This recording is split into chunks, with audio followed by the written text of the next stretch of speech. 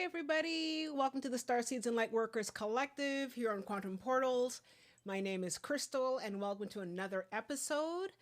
Tonight, we have a very interesting show and an amazing guest that we're going to be bringing to you. His name is Soua Xiong, and he is a multidimensional practitioner. He works, his day job, I guess, is in healthcare, and the rest of the time, he is on a cosmic journey, and he bridges psychology, energetic wisdom, and cosmic energy. And he is going to be talking with us tonight about what it means to be a interstellar starseed, a multi-stellar starseed, and how this might affect you, and especially for a lot of our listeners who are going through their own cosmic journey, how it affects their emotional and spiritual development. So I'm really happy to welcome him tonight. Before we get started, I just wanted to say once again, guys, if you have a chance, could you please subscribe to our YouTube channel and give us a like? It really helps the channel, and it helps us to with the analytics here at YouTube. So as you know, that we have to sort of play that game. And as well, I invite you to subscribe to our newsletter. And I think that some of you received our emails. Subscribe to our newsletter, because our newsletter is basically a continuation of some of the topics that we discuss, as well as introducing you to new guests and to new speakers and to a whole new collection of different types of writers and practitioners. So I really suggest that you sign up for our newsletter. As well, for those of you who want to continue talking, you can also check out our Discord group, and we also continue the conversation there as well. So the Starseeds and Lightworkers Collective. So check that out. And so for tonight, we are welcoming Stuart Soua Xiong. So hi, Stuart. How are you doing? I'm good. How are you, Crystal? I'm doing great. So thank you so much for coming on the show this evening. I find it interesting, the topic that we're going to be discussing tonight, because a lot of people have started to wake up to their cosmic heritage, and a lot of people are starting to realize that they have. I mean, we all have a spark of the divine within us, and we all are a part. We're all one. We're all connected. But there are some people who are starting to sort of figure out that, well, they might be more Arcturian, or they might be more Palladian, or more Lyran, that sort of thing. So this is an interesting topic, because especially now, and as always, guys, a lot of people realize that this year, and especially next year, is going to be a very, very important year, because there's going to be a lot more disclosure coming up this year. And definitely by next year, we're going to have no doubts that we are not alone. Now, as you know, a lot of people who are part of this group know that we're not alone. But I think for the lay person, for the average person who is not as initiated, they're going to get a real wake up call. So, but for the rest of us, we are discovering our connections to these different groups. So for people who are just sort of, how should I say, coming online for the first time, how would you describe what it means to be a starseed? My own personal definition of a starseed is an individual who feels, actually, let me correct myself, who knows, they have an innate knowing that they are not from Earth, Okay. that their soul has come to Earth and has incarnated on Earth. Now, there are many people whose soul probably has spent a lot of time here on Earth. They may consider themselves a soul that originates from Earth. And the individuals who listen to this podcast tonight, they know, they understand. It's a feeling that you have. It's a feeling that you have. When I was young, ever since I was young, I was a little kid running around. I had a sense that this this is not my home. Okay. I had a sense that my birth parents were not really my parents. it was as if they are my parents, but then they're also not my parents. And I never fit in with my family. I never fit in with the relatives. I Mm-hmm. was just completely someone that just didn't fit in. Mm-hmm. Mm-hmm. Okay, and so I think a lot of people who consider themselves Sarsis or is considering that fact understand that you feel as if home is somewhere else. Yeah, I see. And you know, it's interesting that you're bringing that up because a lot of people that have been guests on this show, a lot of people that I've spoken to privately, some of our members are saying the exact same thing. They say, you know what, I just know I'm not from here. I don't know, I can't prove it. I don't know what to say, but somehow I know that this is not where I'm supposed to be and that I'm supposed to be somewhere else or I feel a connection somewhere else. And it's interesting because I think that a lot of us, especially, and I would say especially in the last generation, like, you know, the Gen Xers and maybe it's even like, you know, some millennials, even some of the generations that are coming up now, a lot of people are feeling that they haven't been a part of this. And I remember as a kid having a dream and seeing what I saw was my family on another planet. And I saw them and I was walking with my family. I had a brother. In this life, I don't have a brother. And it just felt like I knew who I was on this other planet. And I sort of kept that to myself, but I know that a lot of people have had those types of visions as well.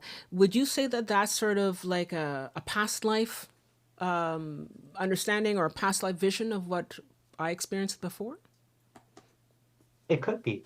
I believe that they are there are impressions that carry over when we reincarnate. We're not supposed to remember, but there are times where things bleed through and little things, subtle things bleed through, and then more and more and more of it comes through as you get older and as you begin to expand your consciousness.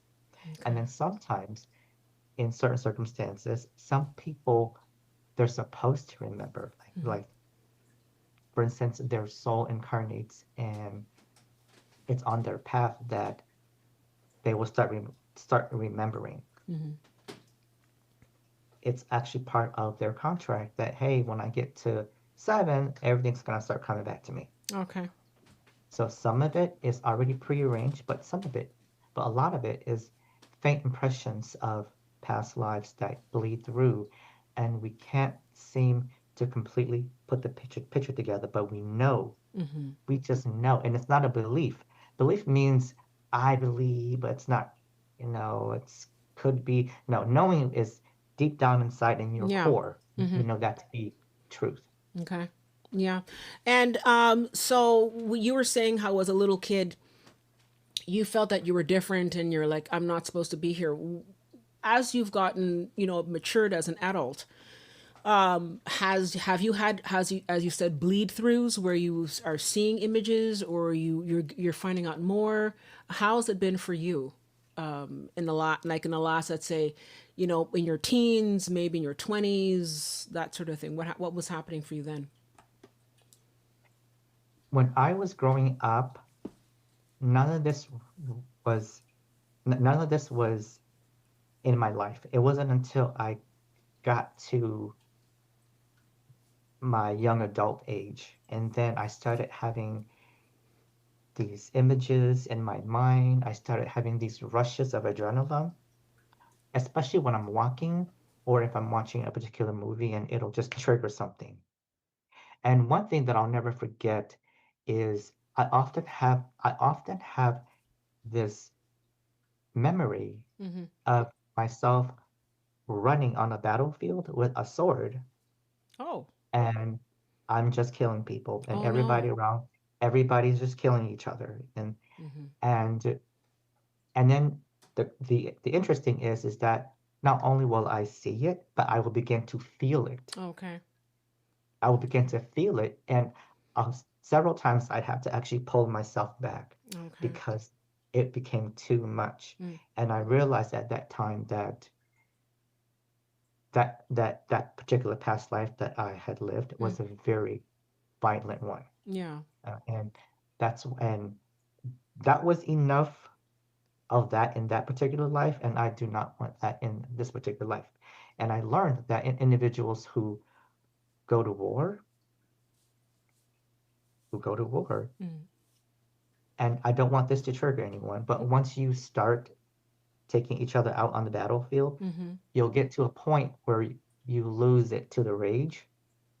Mm-hmm. You just completely lose it to, and the rage takes over, and you just can't stop. Okay. Wow. And that those are the emotions that I had to pull myself back from. Okay. Yeah. That's interesting.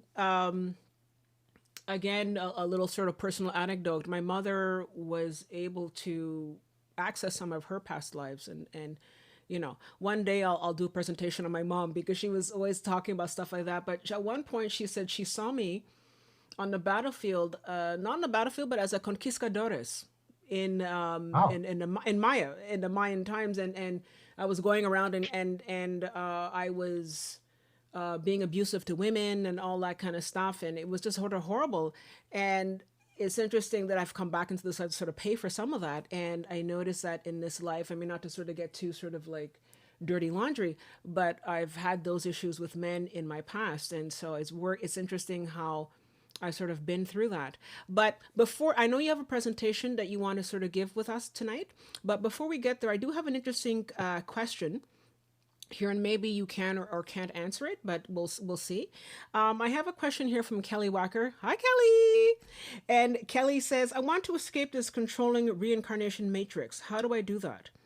And I'm not sure if that ties in with being a stellar starseed, but a lot of people have been through different past lives here on Earth, and I know that it's something that a lot of people are saying, I'm done with it, with the reincarnation and all that kind of stuff. Did you have any comments on that? And I have another question after, if you want. I do want to comment on that, and I know it's tough. Mm-hmm. I know living at this time is tough, Mm-hmm. but we do need to remember that we agreed to come here. We all agreed to come here. When you begin to get into that state of mind where you feel like you're a victim, that none of this is, like, I was just thrown here. Mm-hmm. This, and somehow this matrix is a prison and I have no choice. I Everything was just done and I was just thrown here and I'm just forced to experience all of this. And that's in from my inner core, I know that is not true. It is that we all chose to come here, Mm-hmm. and we did not come here to escape, but we came here to transform through the human experience and to be the way showers, to show the way. And how do we do that? By actually embodying and being it. And if we can transform through the human experience and others see that, that is showing the way. And one thing that I do know about escaping this matrix is, from my understanding, is one of the one of the best ways out is to actually vibrate ourselves out of this matrix. That's why we're here. Mm-hmm. We're here to experience density, polarity, and we're here to experience the not love. And with all of these handicaps, we're supposed to overcome and still rise to the top. Okay. And yes, many of us were born with handicaps. Many of us were born into situations that were not ideal, but these were all pre-planned. And each one of us has our own journey. We have our own battles to win, our own challenges to overcome. But we are here to transform through the human experience and not to escape. Okay. That's very deep. Thank you so much for that commentary on that, because I've heard that before, where you do choose your parents and you choose where you're going to be born and you choose what kind of, like you said, handicaps or challenges that you're going to have if you're going to be blind or missing legs or that sort of stuff, to learn a certain thing and to sort of have your soul grow and evolve. And so while you're preparing your presentation, I'm going to just sort of ask us, I'm going to answer a question here that somebody asked about me. They said, hello, Crystal, what sort of being do you see yourself as? And that's from Holly Freeberg, 1067. And you know what's interesting, Holly? I, for a while, especially, I don't know, it was for a while, but I think especially last year, at the beginning of last year, I was sort of getting different messages. And at one point, I was getting messages of, like everybody else, I watch, videos on YouTube, and I do all that kind of stuff. And I kept on seeing ideas or videos about the Arcturians, and it just seemed to resonate with me. And I know that sometimes people did videos on the Lyrans, people did videos on the Pleiadians, people did videos on a whole bunch of different groups, you know. And for some reason, none of that ever really resonated with me. It wasn't bad. It just didn't resonate with me. And then, but for some reason, I find that it was much more. It resonated with me much more when I heard about the Arcturians. And about halfway through 2025, I was speaking with a woman about something very totally off the topic, and she said, "Are you Arcturian? Because I think you're an Arcturian because you really resonate that energy." And I took that as a confirmation because I didn't bring this up. I did not in any way bring this up. I was asking her about something completely different. I was asking her about astrology, I think. And all of a sudden she said, "You're Arcturian." And I thought, oh, because I mean, I didn't bring it up. If I brought it up, I could understand, but I didn't bring it up and she just sort of dropped it. And so it's something that I've seen. So when I've seen people talk about Arcturians and when I've seen people talk about, seen videos about it, it makes sense to me that I was Arcturian and that this is my star family. So, I'd love to hear, guys, in the comments, what family you think you're from. So put those in the comments. But for now, we're going to go over to Soua's presentation, and he's going to be sharing with us some of his insights into this topic. So take it away, Soua. All right, thank you, Crystal. Yeah. First, can everyone see the Yeah. screen? Okay, perfect. So I'm going to move to the next slide.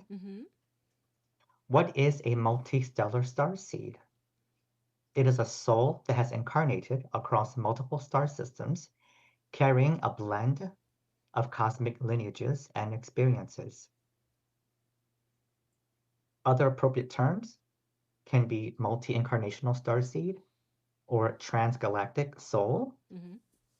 Rather than belonging to a single cosmic lineage, it carries a mosaic of energies gathered through lifetimes in diverse civilizations and realms of consciousness.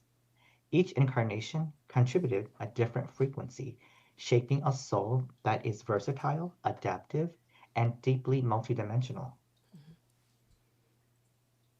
Such a soul often feels a sense of being more than one thing, difficulty fitting into one starseed category, a broad universal mission rather than a narrow one, a natural ability to understand many perspectives, a feeling of having lived many types of realities before.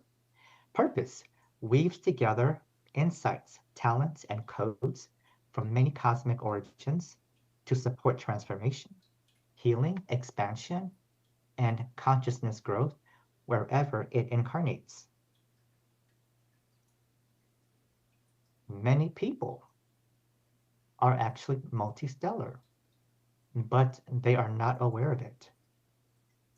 Due to the veil of forgetfulness, many people do not recall the full scope of their soul's journey.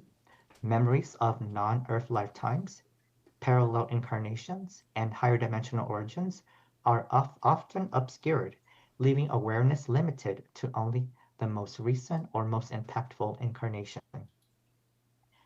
I myself was guided by my higher self and spirit guides to understand that my soul has experienced many incarnations and expressions across various galactic and interdimensional forms before coming to Earth. These experiences were preparation for my incarnation here, my greatest challenge yet. I was told by many of my guides that all of the previous incarnations were just to prep me before coming to Earth. This Earth is actually way more challenging than some of these other um, planets, some of these other, I'll say, lifetimes. Okay. Possible roles of multi-stellar starseeds. I'll just run through this very quickly. Yeah, One of the sure. main roles is to anchor unity consciousness. Multi-stellar starseeds, their souls, maybe not the humans, but the souls, are experts at blending different energies into one balanced whole. So they are able to hold the awareness that all beings are interconnected and part of a greater whole rather than separate competing individuals. Can I ask a quick Multi-stellar question? starseeds. Can I just ask a quick question, Suha? Sure, sure. When you say multi-stellar, are you referring to being from different planets at different times, or I think I just needed to just sort of be clear, because we're from like different star systems, or is that what that multi-stellar means? Sorry. Yes. So multistellar means a few different things. First, different star systems, also different dimensions, Okay. also different timelines. So it's not when we think, here's some advice. Okay. See, us humans, we tend to think of things linear, in a linear fashion, right? I was this, then this, then this, and Yeah. then this, right? No. If you actually begin to, when I began to explore my multistellar nature, it's not linear and it's not so cut and dry. It's very complex. What I cover is just the ET stuff. Okay. This doesn't even include all of all of the other realms that I have had a lifetime in. There were lifetimes where I was um, I was immortal. Okay. There are different heavens, and in these different heavens are these different beings, and these beings can live. There, some humans, many humans refer to them as gods and goddesses.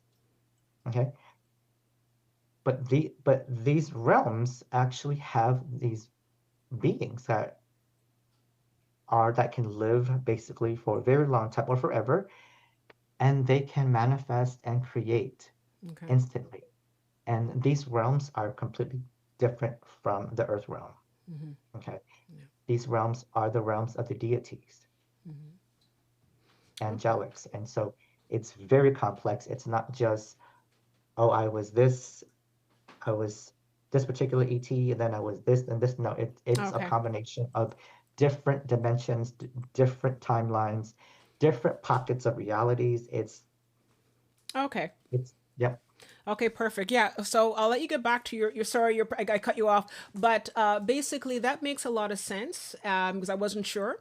But I also want to read a comment that we have here from AML about different lives and life experiences. And she says here, by experiencing lows and hard times, we understand and appreciate how beautiful the positive times are. We are then also better equipped to understand rather than judge the journey of others that we lead. And that makes sense. I think that it's one of the things that I find is interesting, especially if you're on a spiritual path in this lifetime, is that you're learning how to sort of put yourself in the other person's shoes, but also learning how not to judge. Because I think that especially in this reality, and especially, I mean, we can get to that a bit later, but in this reality, our consciousness has been kidnapped and our consciousness has been polluted by the archons, by different groups that are trying to manipulate this reality and this and our human beings. And you may have a different perspective on that, but it just seems that that is what we're here to learn as well, is learn how to be more understand and to learn and to remember. I know we have a certain level of forgetfulness here when we arrive, but to also to remember that we're cosmic beings, that we're divine beings, and that we do have a connection to everybody. And I sense that, especially at this time in history, even if it's not a linear path, right here, right now, we are learning that we are more connected, and that when we hurt the other, we hurt ourselves in some ways. Did you want to? How do you feel? I completely agree. And I also wanted to add that, yes, there are times where we have, there are periods where we have dark times, where we're experiencing life in a very rough manner. And while we are going through these times or living through these times, it's not fun. No. But in hindsight, when we look back, we actually achieved some of our best growth from these dark moments. Yeah. And as a matter of fact, a few weeks ago, I was having some emotional challenges, and one of my friends who had two of my friends who passed away, they came through and they were speaking with me, and they reminded me that, remember, Soua, all of the dark times that you went through, as soon as they end, as soon as those dark times transitioned out, what happened to you? You catapulted forward. You just jumped and you just kept going. Okay. And now I look back at some of those harder times and I tell myself, I appreciate them. It wasn't fun while I was experiencing them, but I appreciate them. Yeah, yeah, absolutely. And just two more comments here before we continue. I have something here from Quantum Essential Ascension Wellness. Ascension Wellness is even if you go into the book of Enoch, he went to these many layers of heaven, and I think that's commenting on what you were saying about the different layers of heaven and of existence. So that's very interesting. That thank you. Quantum Ascension Wellness for bringing that up, Enoch, because he's one of the very important, beings that was here on the planet, and it talks about in the Emerald Tablets a lot of the knowledge of who we are as souls, and especially within the mystery schools. So thank you for bringing up that topic. And over here we have AML again, who has said, Soua, have you ever received a message or vision confirming from Source regarding being a multi-stellar being? I'm not sure if you really... I communicate with Source every day. Okay. In 2023, I started to hear my higher self, and it comes through my left side. I started to actually hear, and this was following a breakup that I had that broke my heart, and I went through a dark moment, and that dark moment actually sparked this. I started to hear my higher self coming through my left side. And then after hearing my higher self, and I began to communicate with my higher self, which is my soul, and then that led to me being able to channel source consciousness. And I speak with source consciousness on a regular basis. And one time I was a little scolded politely by source, but source consciousness flows through all of us. And as a matter of fact, I trans-channeled one time, and that was I'm a conscious channel. The only time that I have ever gone into a trance and channeled was with source consciousness. And it happened in the middle of the night. I felt this energy and I just sat up in bed, and then boom, this huge amount of light just came straight down. Boom, and it hit me right here in the in my crown chakra area, and then it pulsated through my entire body. And then then after that, I had no control over my body. I just sat up, my mouth open, and I just started talking. Oh. And yes, and I could see the light too, and I could Mm-hmm. just start talking. I had no control over my body, and it was as if my personality was in the back seat. Mm-hmm. And then, I was saying all of these very profound things, and then afterwards, I just like passed out. And then when I woke up, I connected with Source, and Source consciousness told me that what they did, because Source identifies itself as they, is that they opened up my throat chakra. Okay. Back then, I was too scared to speak. Back then, I was too scared to do anything like this, Mm-hmm. to present.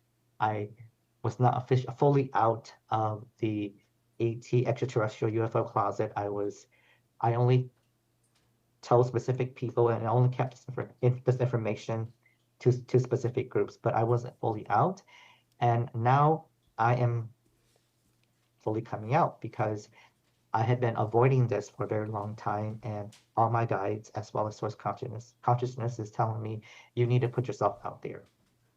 Okay. You need to put yourself out there, share your experiences, share your story, and it will ignite others to begin to share their stories, to begin to share how they feel and who they are and what they are. Okay. Okay, that's very interesting.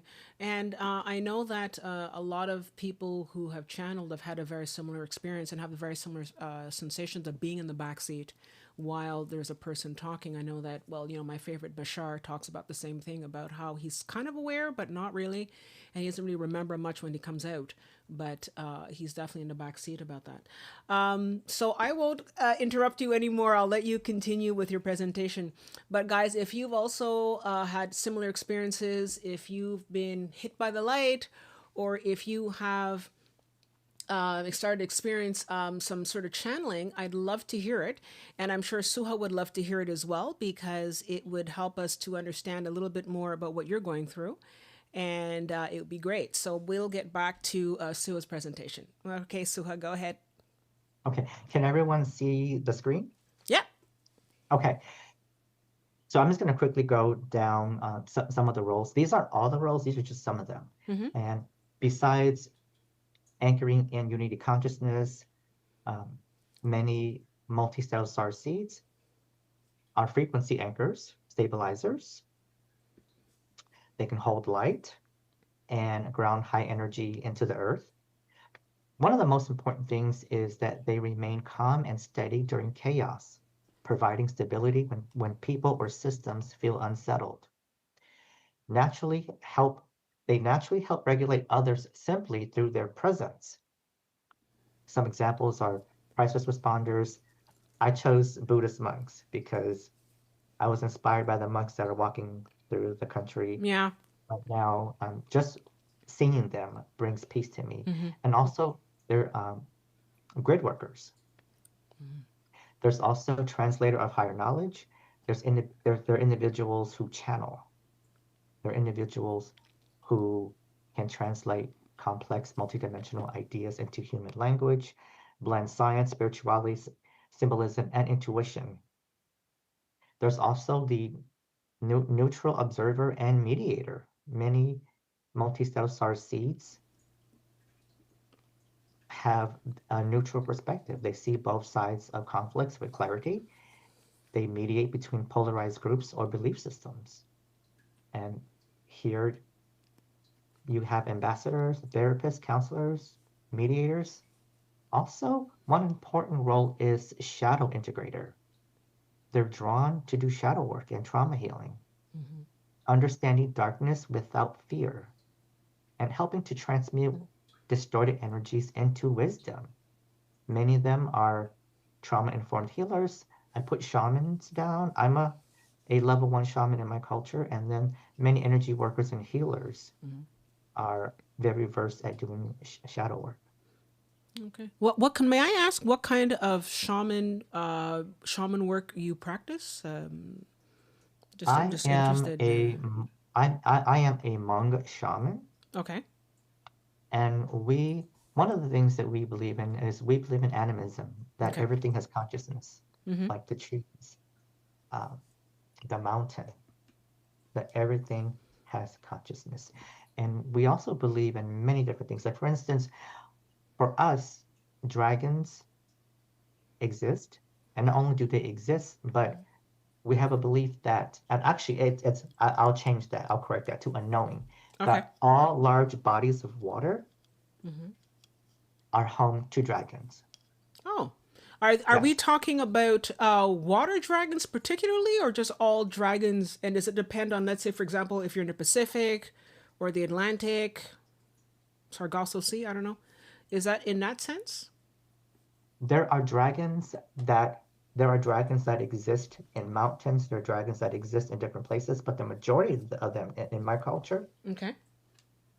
they prefer to be in water. Okay. And They your prefer to culture is be what now? You're of Asian culture. Hmong, Um, Hmong, Hmong. oh, Hmong. Where's that exactly? We are an ethnic, um, we are an ethnicity in Thailand and Laos Okay. in Southeast Asia. Okay. And our ancestry goes back to China. And then before China, it goes to through Mongolia and into Persia. Oh, interesting. Yes, Okay. it's our my background is very diverse too. According to the elders, the original Hmong people Hmm. had blonde hair and blue eyes. Oh, okay. Yes, and we only look Asian because of the Chinese blood in us. Okay. Okay, that's Yes. very interesting. Okay. Hmm. To all who identify as multistellar, you are a soul whose origins and experiences span multiple star systems, each contributing a distinct energy signature, lessons, and experiences that contribute to your soul's wisdom and expansion. Your multidimensional identity is not defined by a single lineage, but by the harmonic convergence of many, embodied as a unified presence on Earth. You are here on Earth at this specific time for a reason or reasons. It is up to you to find out what that is. And here is a slide, and I'm sharing my multi-stellar lineages. I lived one lifetime as a gray extraterrestrial. I have Draco reptilian uh, lifetime. I'll say possibly lifetimes, but there's one in particular. And then there's Antarian. They are from the system of Antares, and everyone knows Pleiadians, Andromedans, Lyrans, and Syrians. The next part of the presentation is I'm going to go into detail about my multistellar nature, and everything starts in I've been having paranormal events my whole entire life, but everything really blew open in April of 2017 following my first out of body experience. After that, I started getting visits from a dark entity. And this dark entity, when it came, it would it had like this, it looked like a big shadow creature, like a big shadow man, but it had creature energy. So it felt like it was some type of being that you would be scared of. But I wasn't scared of him. Actually, as a matter of fact, I was confused because he looked like a being that you would be scared of, but he didn't have that energy. And what he would do is when he would come at night, he would he would charge me with huge amounts of energy to the point where all the hair on my body would just stand up straight. And I was literally just pulsating with energy. Now, on the third night when he came, I slept in the living room instead of the bedroom. I wanted to change things up. I'm like, well, you let me sleep in the living room today and maybe he won't show up. And nope, he came into the living room. I I had put an air mattress in the middle of my living room, and that's where I was sleeping. And when he showed up, I tried to get away. I got on all fours and I tried to crawl to the other side of the bed, and then he grabbed my leg and pulled me right back to him. Literally, physically pulled me right back to him, and he seemed a little annoyed with me. And then he started to infuse me with more energy, and I stopped resisting when I realized what he was doing. He was healing me. He was actually healing me. Back then, I didn't have medical insurance, and I knew something was wrong with me because I had this pain in my right abdomen, and also I had a pain right here, and I was neglecting myself, and but I knew something was wrong with me, and at that period of my life, I wasn't paying too much attention to my health. I just kept telling myself it'll go away. When I realized that after a few nights of him infusing me with energy, the pain went away. And so I just let him come, and he continued to come every night, and he would infuse me with energy. But one night, when I was expecting him to come, boom, he just did not show up. It was like, it was like he just, it was all of a sudden, and I was confused, and I was kind of sad because I was thinking to myself, he didn't even say goodbye. Gray aliens. I had contact with three different types of grays. There's the small ones, the medium-sized ones, and the tall ones. The small ones are about 2.5 feet tall. They have a faint white glow. Their skin their skin is really smooth, and you can tell it's synthetic. When I had when I had their hands in my hands, you couldn't feel any ridges, you couldn't feel any type of texture. It was so smooth. They don't have any wrinkles around and ridges around their big black eyes. They're kind of cute. Now, the medium-sized ones, they have brownish, to me, they had brownish skin, and they they had skin that appeared to be biological skin. I could see the creases around the big black eyes. The tall ones, the tall ones, they don't come through until after you've been restrained. So the small ones, their job was to sneak in. Once I laid down and I began to close my eyes, and there were times where I haven't even closed my eyes, and the the small ones, they come in pairs. There's always two or three of them. So if I see one, I know that there's another one or two hiding somewhere. And their job was to sneak up on me and to paralyze me, to put me into a paralysis and restrain me. Then once I'm restrained, the tall ones come through, and these beings just walk through walls, and I'll see them just walk coming through the walls, and I was just completely like totally blown away just seeing them kind of just walk through the walls and at me. The tall ones are the scientists. They're the ones who did the examining. They're the ones who do stuff to you. I remember one night I was sleeping on the couch, and I woke up and I was in midair. I was in midair, and from the corner of my right, I could see a tall, what appeared to be a tall gray alien, and he was actually spinning me in midair, examining me. And once he noticed that I was looking at him, he he just all of a sudden backed away and disappeared, and I fell back onto the couch. Then I passed out. They came every night for months, months, months, months, months. Oh, I think someone has a question, right? Or did I put my hand up?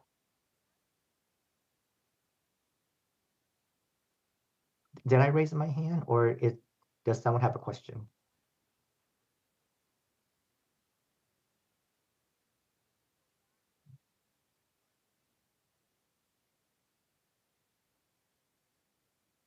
Let me lower my hand. Okay, I'm sorry. So okay. Oh,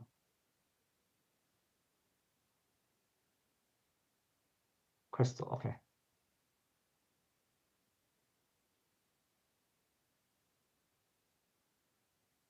Can you hear me, Crystal?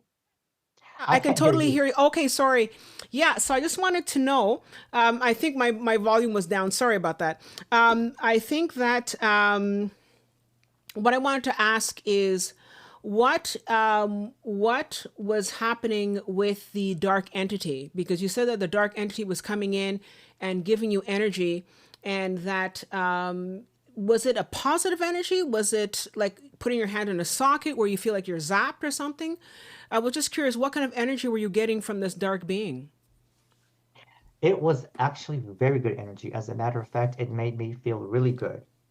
And I found out later, like way later, that this being was actually contracted to engage me in my awakening by first providing me with healing and also being there in the beginning as part of my awakening.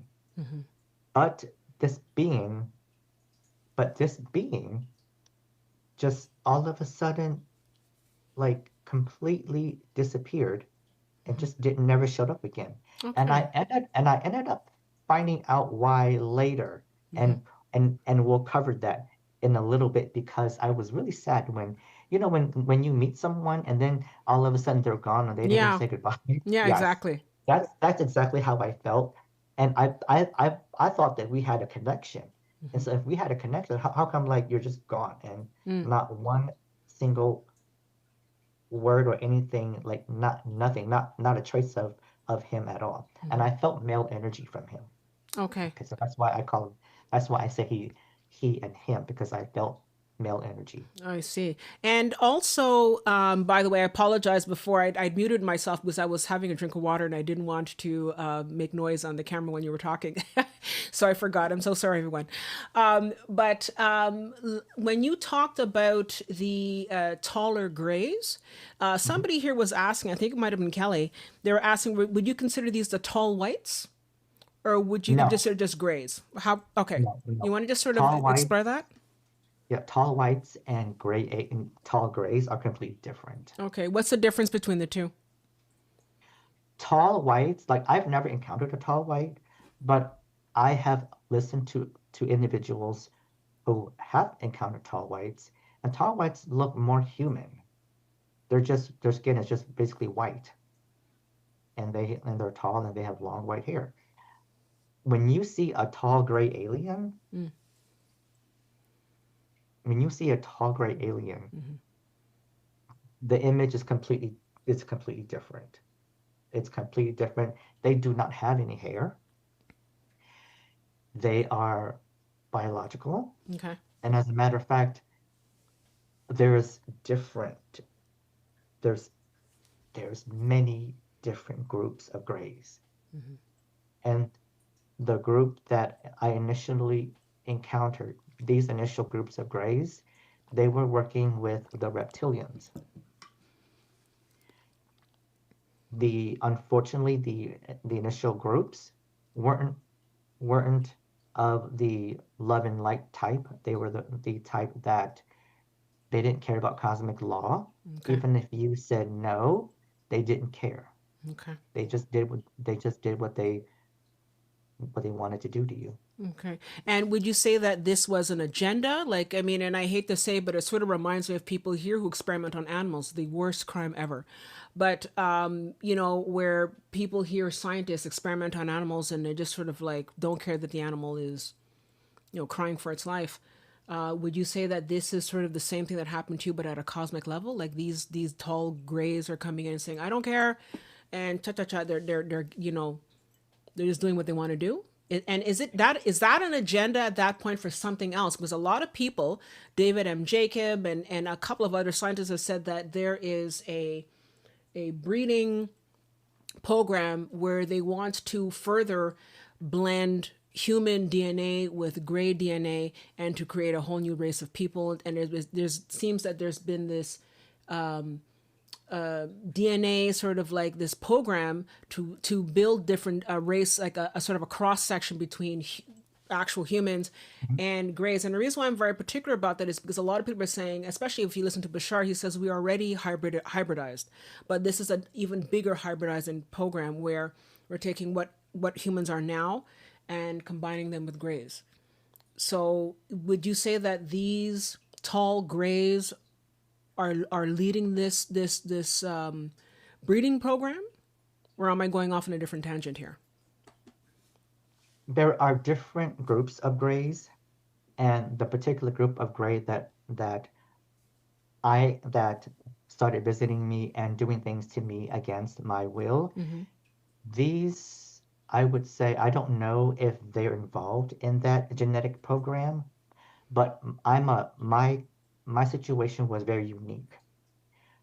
What I found out was that this was the specific group of tall grays that worked hand in hand with the Draco reptilians. Okay. And with me, it wasn't about genetics. It wasn't, well, they did take my DNA, but it wasn't about a hybrid program. With me, they there were a couple there were a couple of agendas, and as we go through more of my presentation, Sure. uh, I'll reveal some of those. Okay. Now, do I know the complete scope of their agendas? Because there's more than one agenda. Mm-hmm. I do not, but I do know some of the key points after having interactions, engaging with them, and then also engaging with other beings. I've During this period, I was engaging with there were multitudes of beings that were once I had my out of body experience, for some reason my light just exploded and it was just attracting so many beings, not just ETs, but spirits, all different types of entities, elementals. They were all flocking to me. Okay. I know we have to get back to your presentation, but we have so many interesting comments here. Somebody Sure. actually was saying here that that maybe and maybe I don't know, but they were saying, I think I can't remember who it was, but they said, could it be that the dark entity that was coming to visit you at night and giving you energy, could that have been a guide? Like you have different types of guides that do different types of things. Would you say that this was a guide that was coming to do whatever and you know? Yes, yes. As a matter of fact, this being looked like a dark entity, but this being actually wasn't. And I'll reveal more of that Okay. as we go on. But I do agree that Mm-hmm. a guide is probably a very good word to use for that particular being. Okay, great. So I will be quiet now, and I will let I will let Soua continue with his presentation. But keep those comments coming. And I do hear some people talking about that we're being are caught on this earth because there are different beings feeding off our loosh. I don't know, Sue, if you have any comments on that. We can still keep your presentation up, but did you have any comments on the idea that there are different beings that are keeping us trapped here to feed off our fear? I don't know if you wanted to comment on There that. are beings out there that feed off of energy, Mm-hmm. and it's not just these beings, even spirits feed off of energy. Okay. All kinds of beings feed off of energy. Okay. However, that is an that right there is another presentation. Okay. Okay. That right there is a whole nother rabbit hole. That's a whole nother Okay. presentation. Okay, we'll leave it Yes. at that then. Okay, moving right Okay. along. Okay. Now the great aliens, I'm I'm just being honest. I I grew to hate them. Hmm. I despised them A at lot of one people point. do, though. You know. Yes. And it's because in the beginning I thought they were just being cold, but I learned later that they just do not have a developed heart space. So that's why they seem really cold, especially the ones who work side by side with the reptilians. They're Well, for extra cold. sure. Yeah. Yes. And so I was actually calling them demons because they would one of the things they would do is reach into me and pull me out of my body and do stuff to my light body, then put me back in my physical body. They were putting implants into me. They were doing all sorts of stuff to me. And I just felt like I was a lab rat. I was powerless. And like I said, I hated and I despised them. And but there were two incidences that changed that. And one, and I'll quickly just go through that. One incident, it was middle of the night, and I woke up and I was surrounded by gray aliens, small and medium-sized ones, and I was yelling at them, I was screaming at them. First of all, first they were invisible, but I knew that they were there because I could feel their energies. Mm. I could feel the energy signatures. And so at that moment in time, I learned from a previous I learned from a previous situation with them that if I match their vibration, then I'll see them. Okay. And from a previous encounter, I learned that. And so when I woke up and I felt energy signatures all around my bed, I said, okay, let me see them. And so I closed my eyes and went into a meditative state, and I gravitated towards their frequency and I matched it. As soon as I matched it, I opened up my eyes and I saw all of them. Oh my God. No. There's two here, one here. And then there was a medium-sized gray here with a big head and big black eyes. And I said to myself, oh, heck no, this is not what they are not going to do this again to me tonight. Oh, heck no. No. So I snapped out of it, out of that little trance I was in, and I started yelling and screaming at them. And I said, okay, Sewer, this is what you're going to do. They have prevented you from sleep, from having a full night's sleep in months. Mm-hmm. So I said to myself, Sewer, I'm going to kill them. Mm-hmm. I'm going to go back in, match their frequency. Because during my abduction, I noticed that I noticed there was something happened, and I noticed that I could have injured one of them, right? Oh. And they actually moved out of the way. So I learned that when I'm vibrating at their frequency, Mm-hmm. they're solid to me. Not only can I see them, but I can actually injure them and hurt Okay. them. And so Okay. I said, okay, so you're gonna go back in. You're gonna go back in and match their frequency, and you're gonna rip all their spinning little bodies apart, tear them apart for ruining your sleep again. And then I know there's a ship nearby. I'm gonna jump on that ship too, and I'm gonna take them all out. Wow. And yes, because Okay. that's how upset I was. And but all of a sudden, boom, this voice popped into my head, Mm-hmm. and it told me that if you do that, Mm-hmm. then all of the merits that you have accumulated throughout all of your lifetimes are going to fall to dust, and you're going to be Oh. punished, and you're going to be punished. Wow. And then I heard it in my head, 14,000 years. I said to myself, oh, hell no, I'm not going to get punished for the Oh, okay. 14,000 No, years. no, no. Yeah. I'm not going to do that. Mm-hmm. And so I said, okay, so I'm a Reiki master. Let me do this. I gave them some of my energy. I told them I loved them. Okay, now pack up and go. Okay. They still wouldn't go. Wow. So, so I was so frustrated. I said, what do I do? I can't hurt them. They won't leave. Mm-hmm. What do I do? The only thing I could think of was to pray.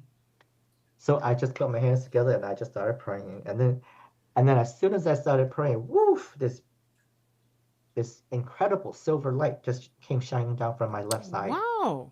from the top of the ceiling. This huge silver light, and it illuminated my bed, and they all scattered and disappeared. And then the light Oh. moved to directly right in front of me, and at that moment in time, I knew that I was in the presence of God, Wow. that I was in the presence of the source of all creation, and it spoke to me. And Got it. all the love, you have to experience this yourself, but the Mm-hmm. love that was coming down and penetrating through Mm-hmm. every cell of my body was unbelievable. And it said to me that because I showed mercy, Mm-hmm. it was very happy. Well, they were very happy, and they were going to give me a little upgrade that night. And I felt something Okay. in my head kind of tickle, but uh, source, that wonderful light, spoke to me for a little while longer, and I completely forgot some of the stuff that Mm-hmm. that Well, there's a I, lot, but there's a lot to unpack here because, okay, because we're talking about you matching their vibration, which is very interesting because a lot of times people are saying that you cannot manifest something unless you cannot manifest something that you're not the vibration of. And so when you put yourself in their vibration, you're able to manifest seeing them and also you were able to see them at a solid level. So you could have technically become an interstellar Rambo and gone in Hmm. and caused all sort of Right. havoc. But you said, okay, Right. no. And you sort of pulled back. And but then, and I'm very careful on the show because I don't want to push or advertise any kind of particular religion. I mean, people are entitled Mhm. to their own religion, and I think it's here we're supposed to be sort of like free and open to experience whatever background or religion you have, and it's fine. And I'm not trying to push one, but it's interesting that you started praying, and then you're praying, and then now you have this light that shines down, and they're scattered, and Hmm. usually the light when it enters a dark space can scatter negativity, definitely. Hmm. you know and so if you do have a Christian background, this is something that from Bible school or from the Bible, or all that kind of stuff. That's is very, very understandable.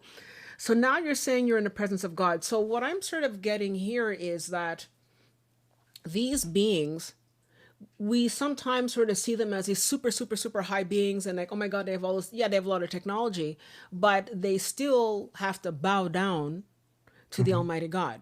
And whatever the Yeah. God that is. And it's not, doesn't have to be God, old man with a beard on a mountain in Mount Sinai. Nothing like that. But it seems that at the end of the day, and I mean, I don't know, like at the end of the day, it's Hmm. really God and Hmm. and angels that really have the supreme power. Am I going too much into the Bible school in making this comment, or am I misunderstanding? Help me out. Mm. Mm. You know, I when where are we during going here? so during a lot of the visitations, Okay. see, this is why they restrain you. It's because that you can hurt them. Oh, okay.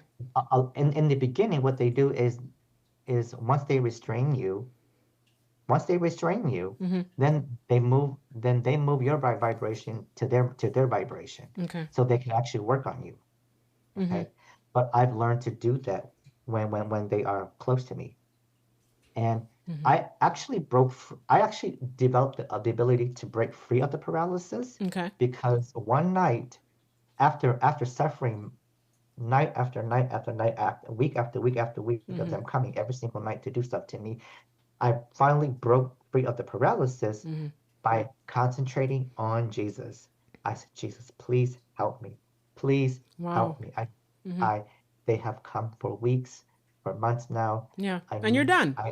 yes. You're done. And my, this, this was in front of my chest, and I started to use all my will, Mm-hmm. and I started to move, and I fought it. It was so hard, Mm-hmm. but I fought it, and I was able to move it an inch above my chest. Then after that, I was like, you know what?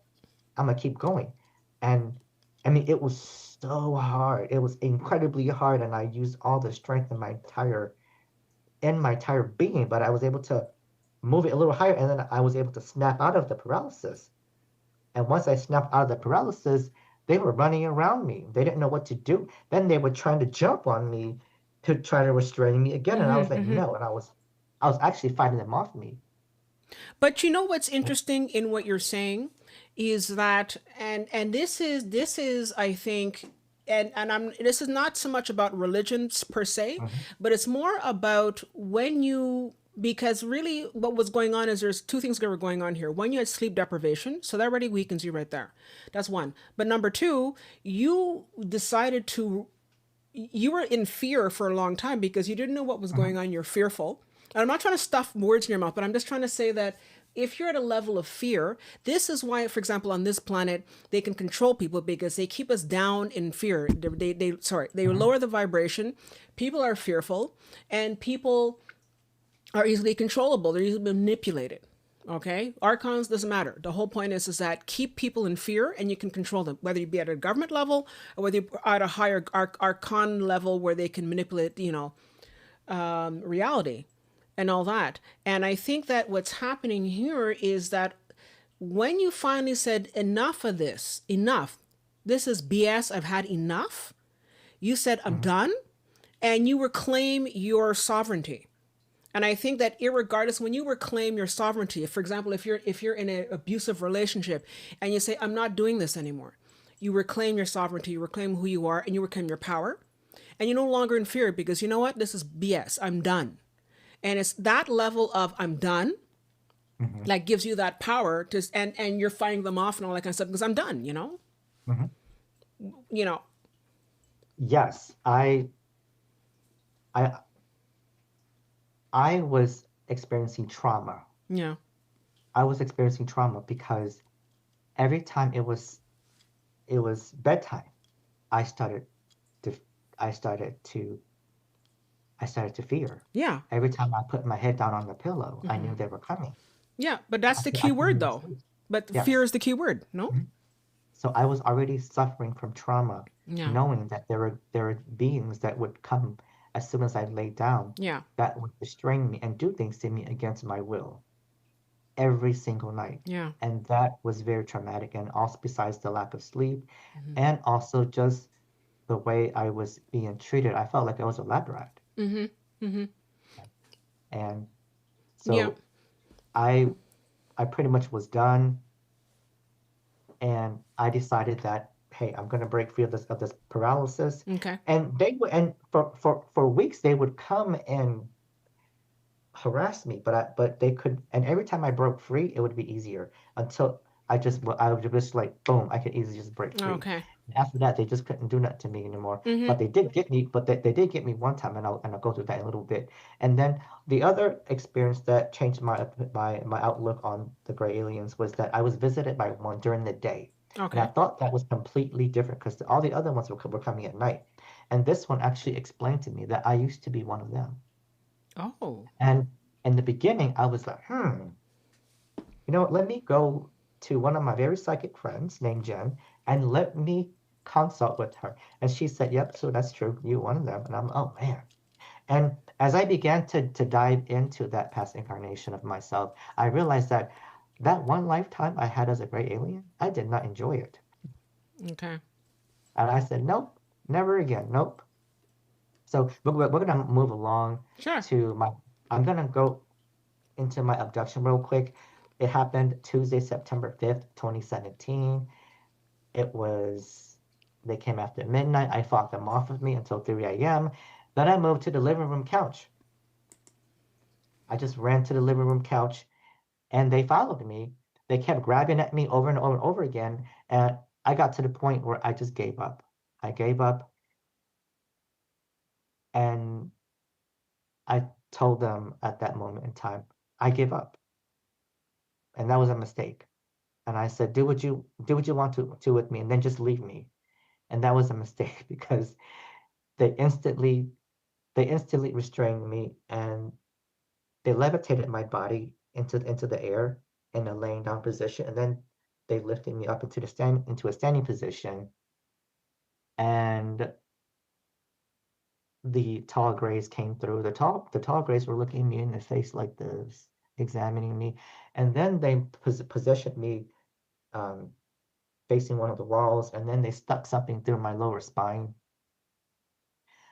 And this object that they stuck into my lower spine, it released a pulse that made my entire body feel like all of my organs were going to explode. That was the worst pain I ever felt in my life. To this day, I've never felt that much pain. That was the worst pain in my entire life. As a matter of fact, even though I was in a paralysis, the pain was so enormous that it made my body automatically thrash around, right? And I broke because of that. I broke free of the paralysis, and my this arm flew this way. And when it flew this way, I saw one of the little gray aliens run around me to avoid my arm hitting him. So I knew at that time that hey, once I'm vibrating at their frequency, I can hurt them. That's why they're restraining me. And but it didn't end there. They kept torturing me. And once they were done, they threw me back on my couch and I was completely drained of energy. Just I couldn't even move. That's how bad I was a shape of I was in. I couldn't even move. And then out of nowhere, they sent this wave of crackling energy. It was and I heard it. And I saw it. It was like this. It was a wave of crackling energy, and it came straight at me, and it hit me right in the chest. And then it revitalized me, and I sat right back up. All my energy came back. And then that was when and then that right there was when all the grays all of a sudden just kind of like backed off and disappeared. Then and in the darkness, I started seeing little reptilian eyes opening and closing in the darkness. And I said to myself, what the heck is going on? Why am I seeing little reptilian eyes opening and closing in front of me? And then from my right, all of a sudden, boom, I see this beautiful. I instinctively knew that she was a reptilian human female hybrid because she had the body of a human, of a female human, except she had no hair. She had tiny little scales all over her face and all over her body, and she was green. I said to myself, she's beautiful. And then all of a sudden, these huge golden glowing yellow eyes with vertical slits just popped right in front of me, and they were floating in front of me. And then they moved further away, and they faded into the background. And then boom, this huge dark reptilian just walked up from my left, and he looked down at me and he stared me right in the face. And I realized at that time that anybody else in my shoe, if there were anyone else in my shoe would have a heart attack and die in that spot right there, because I'm looking at this huge reptilian, this with a huge dragon's head, sharp teeth, huge shoulders, standing on two legs, just muscles everywhere. And I'm thinking to myself, he's a monster. This and I knew instinctively that this is a Draco reptilian, and he's staring at me right in the eyes. But this time his eyes turned; they were black. And as I stared into them, all I could feel was dark, cold emptiness. And I realized at that time that these particular reptilians, they do not experience love the way we experience love. Humans experience deep love. It was almost as if there was an absence of love. And then all of a sudden, boof, it all of a sudden it some of the stuff started coming back to me, started coming back to me, started coming back to me. And then I said to myself, oh my God, I think I know this reptilian. I just can't remember his name. And I said to myself, oh my God, I used to be one of them. And once he realized that I remembered only part of the information, then he stepped into the background and he disappeared. Okay. So what they were doing was they purposely tortured me in order to release biochemicals into my system in order to help jog soul memories. If all of my soul memories as a reptilian came back, he was going to pull me out of my body and stick me into a reptilian body that they had already prepared. That was either a clone of my original reptilian body, or that was my original reptilian body that they had prepared for me, robbing me of my choice to be human, of my free will choice to be human. But luckily, my soul refused to release the rest of the memories because if the rest of the memories came back, that's what they would have done. They could not understand. They do not understand. They could not till they cannot understand why I chose to incarnate as a lowly human. That's how they look. That's how they view us.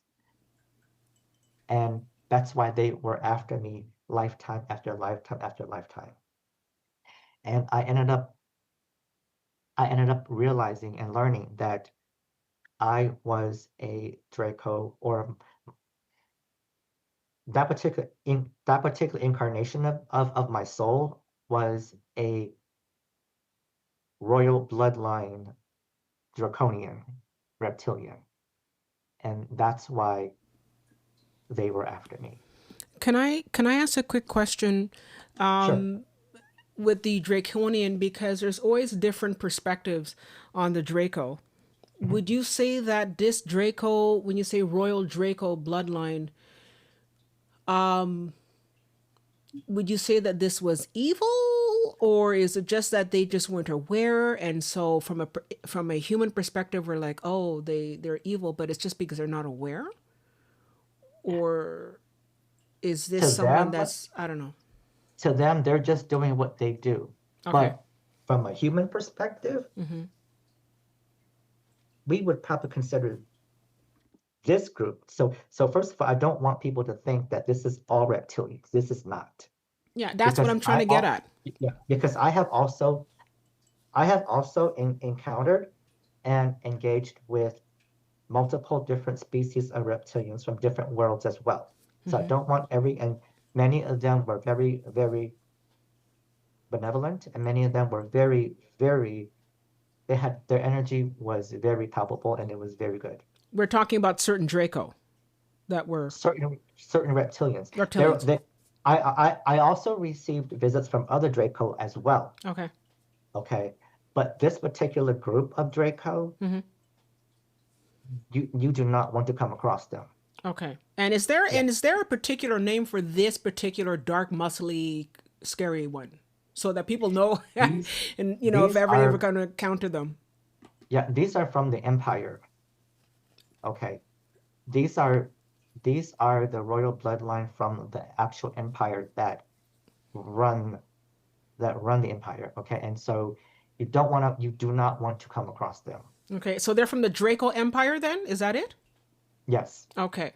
They're from the upper echelon or the top echelon, and you as a human do not want to be around them. I see. I just have one quick question before we continue. I have a question here. I think it's from Kelly. She says, how old were you when all this started? I think you said it started due to trauma. Did you want to, I'm not sure if you talked about, because I know in the beginning when you started your presentation, you said that it started, but how old were you when it started? So right now it is 2026, right? Okay. This started happening to me when I was in 2017. Okay. Okay. So I think I was in my 40s. What was it? Anyways, right now my mind is. So it must have been in your 30s, because if 2020 sounds about 10 years. So maybe 10 years ago. And I guess in your mid to late 30s or something like that? Mid to late 30s, I think. Yeah, okay. So it all started in 2017. And after my out-of-body experience, and then we'll touch on that too. Yeah, sure. But after this abduction and after the torturing of me, that's basically what they did, was they tortured me. Okay. And they also implanted me with implants. And after this experience, I kept hearing these really loud, horrible noises. I kept hearing these thoughts that I knew were not mine. They were perverted. They were violent. They were crazy thoughts. Besides all this crazy noise. And so I knew that something was wrong. And so I knew I needed help. And I was able to find a very gifted energy healer, and his name is Eric. I won't use his full name because I did not have his permission to use his full name. Yeah. But Eric was able to remove the initial implants. The first one, it was actually they used like a small entity. It was an entity attachment. It was attached to the side of my head and went right up to the back of my head, and it was a small dark entity that they used. Eric removed that, and then the second thing Eric removed was this was all online. This was on Zoom. Eric was in a different state, but he's very gifted. As a matter of fact, when our Zoom started, when my session with Eric started, I felt this energy circulating around me, right? And I was like, "Whoa, what is that? What?" And Eric said, "Oh, don't worry, that's just me zeroing in on you." Wow. I mean, I think Eric better get on the show, because I think people would love to connect with him. Eric, if you're there, contact us. He's very gifted. He's like states away. Okay. Here I'm feeling this energy wrapping around me. He's, oh, don't worry, that's just me zeroing in on you. Mm-hmm. And I was like, whoa, I think I got the right guy. Yeah, you got the right And guy. so, yes.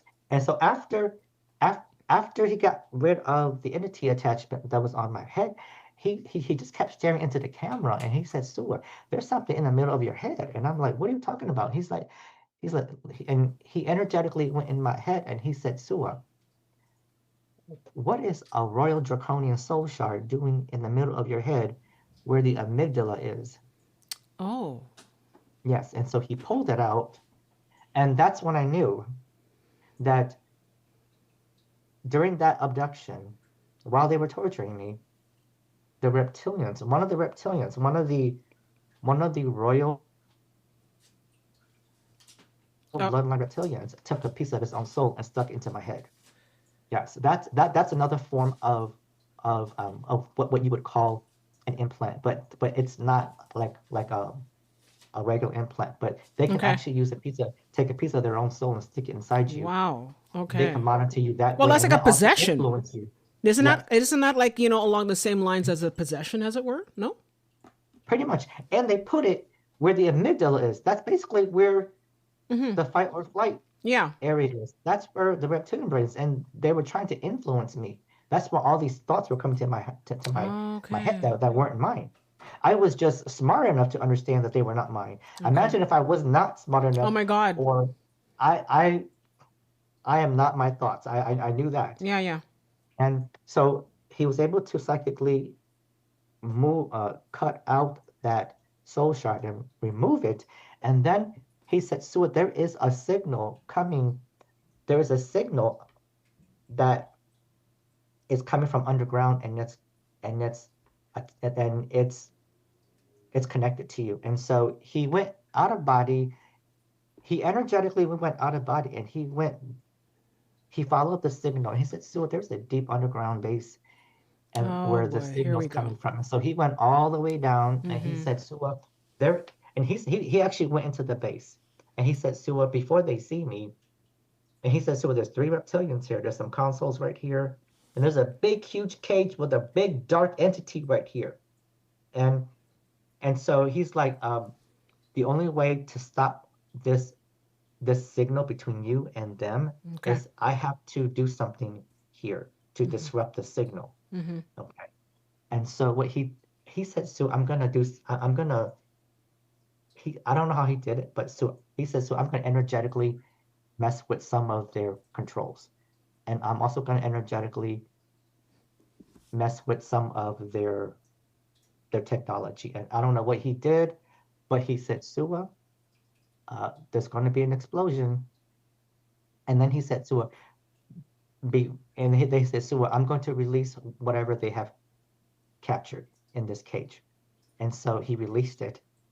And then all of a sudden he was like, Sua, that place is blowing up. And then he said, Sua, that entity that I just released, it's coming to the surface really, really fast and it's headed towards you. And I was like, what? And then all of a sudden, boom, I can feel the entity behind me. Wow. That entity was right behind me. And then I was like, oh my God, I recognize this energy. It's the dark entity That you saw. that was coming in the beginning to heal me. Oh. I recognized the energy. And I was like, oh, you're my friend. And and he and this being nodded at this being was like, yes. And then Eric was like on the screen. Eric was like, Sue, this at first Eric thought it was a dark entity, but so Eric was like, so I can take it out. And Eric tried, but Eric could not. He Mm-hmm. said, so this is funny. I tried to take him out with my own energy, but I can't. That means he's not really a dark entity. He's of the light. And so Oh. he's actually a light being. He just looks like he's a, a dark a dark Okay. creature like entity. And he's pointing towards your back.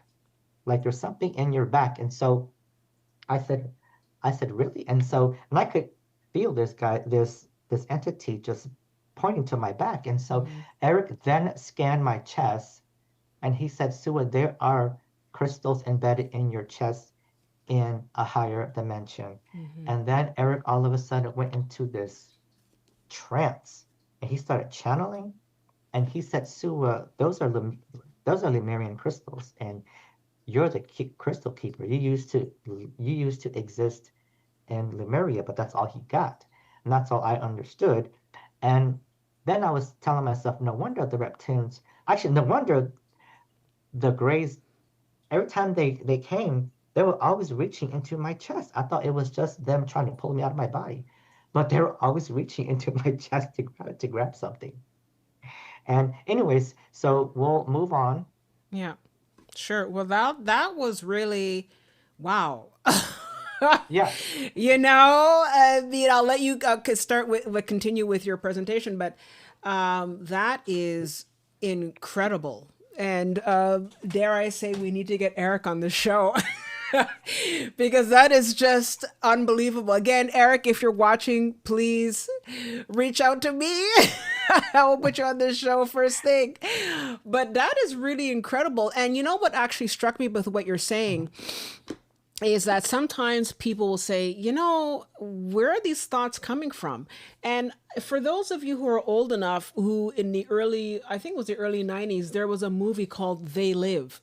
And in that movie, it was about how there's aliens that were using the moon, and they had some sort of broadcast system, and there was like the character, I think, I forget the actor's name, but he was basically a blonde guy, and he was, going throughout LA looking for jobs and work, and he came across these sunglasses.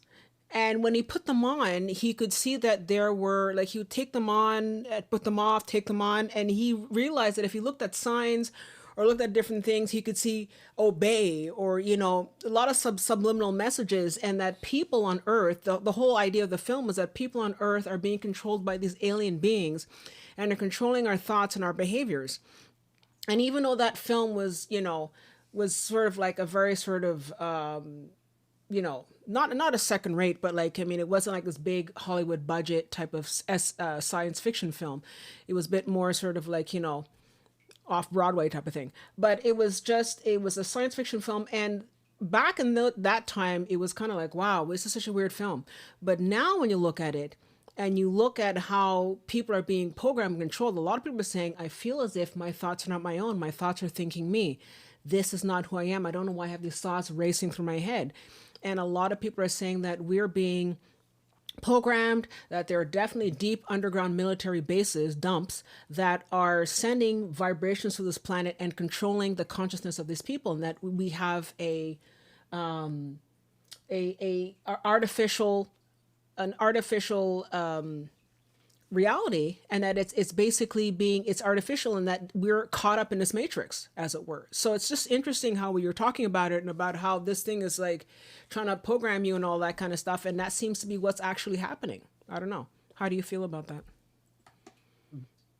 I can vouch that there's some stuff on the moon, because so just quickly, I'm gonna backtrack real quick. So Eric did go, while he was in that trance state, he did tell me that you're of the dragon lineage. You used to also lived a past life in Peru. You were high priest of the feathered serpent. That's what he told me. And then, but anyways, so moving forward, Yeah, sure. I'll just go to Matthew real quick, and then we'll go to Okay, the sure, antagonists. no problem, go ahead. After Eric, after Eric, after Eric, here and there, the reptilians will and the Greys will get to me, and every time they did get to me, they would put more implants into me, and so Eric wasn't available anymore because he was more focused on group stuff, and so I ended up I said to myself, man, I have to find someone else because I have more implants in me, and so one night, like it was like early in the morning, like after midnight, and I was listening to Coast to Coast, okay, There you go. and there was a guest on there. His name was Matthew Ryan. Matthew has given me the okay to use his name, Okay. Matthew Ryan. Okay. He is the creator of Gamma Wave Healing. He is a phenomenal energy healer. And when I heard him speak, about what he does and what he can do. I said, oh, this is the next guy. And so I booked a session with him, and Matthew was able to help protect me until I could protect myself. Okay. So he gave you Okay. the tools by which to protect yourself, basically. He actually, one of the ways he helped me was he created like this energetic maze in my home, to where if anyone comes to any being comes to my front door, it's like a shifting maze. They'll get lost. They can never get to me. And I didn't and when he told me that that's one of the things he did, I was kind of like, really? Because I couldn't see it. And but until one of my friends, Deanna, came over one day, and she is one of my very gifted friends, right? And I didn't even tell her. She walks into my home, and she's like, Soua, what is this? I'm like, what are you talking about? I see a shifting maze. And I'm like, what? You see it? I don't see it. And I said, Matthew put it up to prevent these beings from getting to me if they ever get inside my home. And she's like, yeah, it's like this maze and it shifts. So it's constantly shifting so they can't ever get to Oh, you. okay. But anytime Matthew put something in place, they would eventually, the Greys and the Reptilians will actually break through. They would find a way around it or go through it. Oh, okay. And one time he did, he's removed multiple implants from me a few different times. And the last time was when he removed DNA markers. DNA markers are these little energetic binds on at a cellular level. And I was like, what is that? And he said, well, they're binding your DNA so that you cannot reach your full potential. So I'll have to remove them. Oh. And he said that the energetic binds themselves are also used to track you. So they're Oh, also okay. considered an implant. Okay. And so he was able to remove them. And he said, Sua, the signal from the signal from them is coming from the moon. Yes. Okay. And so he left his body. He went to the moon. He said, Sua, this is a lab, and there's a huge reptilian body over here on my left, and I think that's your reptilian body.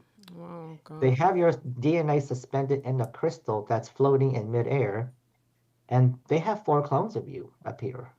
What? Yes, Oh, and I my said, God. what? I said, what? And so he said, what do you want to do? I said, oh, well, I want to reclaim my DNA. And so he said, I'm going to do it for you. And so he was able to energetically remove my DNA from that crystal. And then he said, once he did that, the 4 clones of me collapsed. He said, what do you want to do Okay. with this reptilian body? I said, don't touch it. Um, I have a knowing that I'll need it later. And Okay. so then after this experience, they left me alone. Okay. They did not. We showed them this time that I mean business, and they left me alone. There's only one more time that they attempted to come, and and that was in 2019. That back then, my partner at that time, Bobby, he was living with me, and Bobby was in the bedroom, and I was in the bathroom, and I walked out of the bathroom into the bedroom because while I was in the bathroom, I heard a frequency go from this ear to this ear, and then I felt them, and I said, and I walked into the bedroom and I said, babe, they're gonna come tonight, and he was like, who's gonna come tonight? I'm like, them, they're gonna come tonight, them, and he just looked at me like, oh, You're like crazy. whatever, right? And so I walked out of the bedroom and I started walking into the kitchen, and then once I got to the kitchen, I hear him yelling in the bedroom. So I run back into the bedroom and his face is completely white and he's stuttering. And he's like, I saw one. I saw one. And I'm like, what do you mean you saw? He's like, I saw one. It was tall. It was like this tall. It was like a little kid. It was the size of a little kid. And it was all white. It had a big head. It had black eyes. And it ran around the bed and it disappeared. And Wow. he was scared. And I said, oh, don't worry. They won't come back because you weren't Okay. supposed to see them. Okay. So Wow. So after that, boom, no more. But so yes, there's stuff on the moon. Hmm. So we're gonna, and I have lots more. Yeah. And we're gonna move on to the Antarians because Yeah. it's like 8:29 right now. Yeah, But I know. the Antar We keep yeah. talking, So but that is very incredible, and that is, oh my God. I think that you and I are going to be doing a discussion group. I think in February next month, yes. and so guys, keep a lookout for that. I'm going to post that on the meetup page as well because I think there's a lot to unpack here. There's a lot to discuss, so keep an eye out. I'll be sending information about that, but we're definitely going to have a discussion group, and you can definitely bring your experiences with you. So keep an eye out for that. So I will let Suha continue because Okay. there's too So much I'm chatting gonna here. just quickly Go go through ahead. Go ahead. through the rest of the slides because I knew that the Greys and the Reptilians were gonna take up quite a bit of Yeah, time. exactly. So the Antarians, they started reaching out to me in August of 2020 through October of 2020. I started receiving massive downloads from them. And at first, I didn't know what they were. All I knew was at night when I go to sleep, I would get these loud, crazy frequencies, and they were so loud that I would literally be shaking in bed. And I would not be able to sleep until 5 or 6 in the morning when those frequencies would die off. And they actually sounded like high intensity insect chattering, right? And so I thought I was going crazy. And I ended up contacting Matthew, and Matthew ended up going into using me. He connected with them, and then I got to connect with them, and it was actually spectacular because when I connected back then when I connected with ETs, it was always just one to one. Even if there were three ETs in front of me, I would connect with one at a time. Okay. And with the Antarians, they're a collective. And in the beginning, when I first started connecting with them, I would hear like 1,000 voices at the same time, kind of like the Borg in Star Trek Okay. when you hear Mm. them. It was like an infinite number of voices just speaking at the same time. And then they knew that it was that as me as a singular human, it was odd. So they assigned a specific Antarian to connect with me if I chose to, so I could connect with the whole collective or with them or with him. And his name was Sharp. He kept he always called me Master. Okay, I just didn't know why, but he always called me Master. They kept saying that I was a member of their civilization and that I had uh, my abilities were unique and I had um, they were actually made of energy. These beings are made of energy and consciousness, Hmm. and they're also shapeshifters. Okay, and so they just described to me the.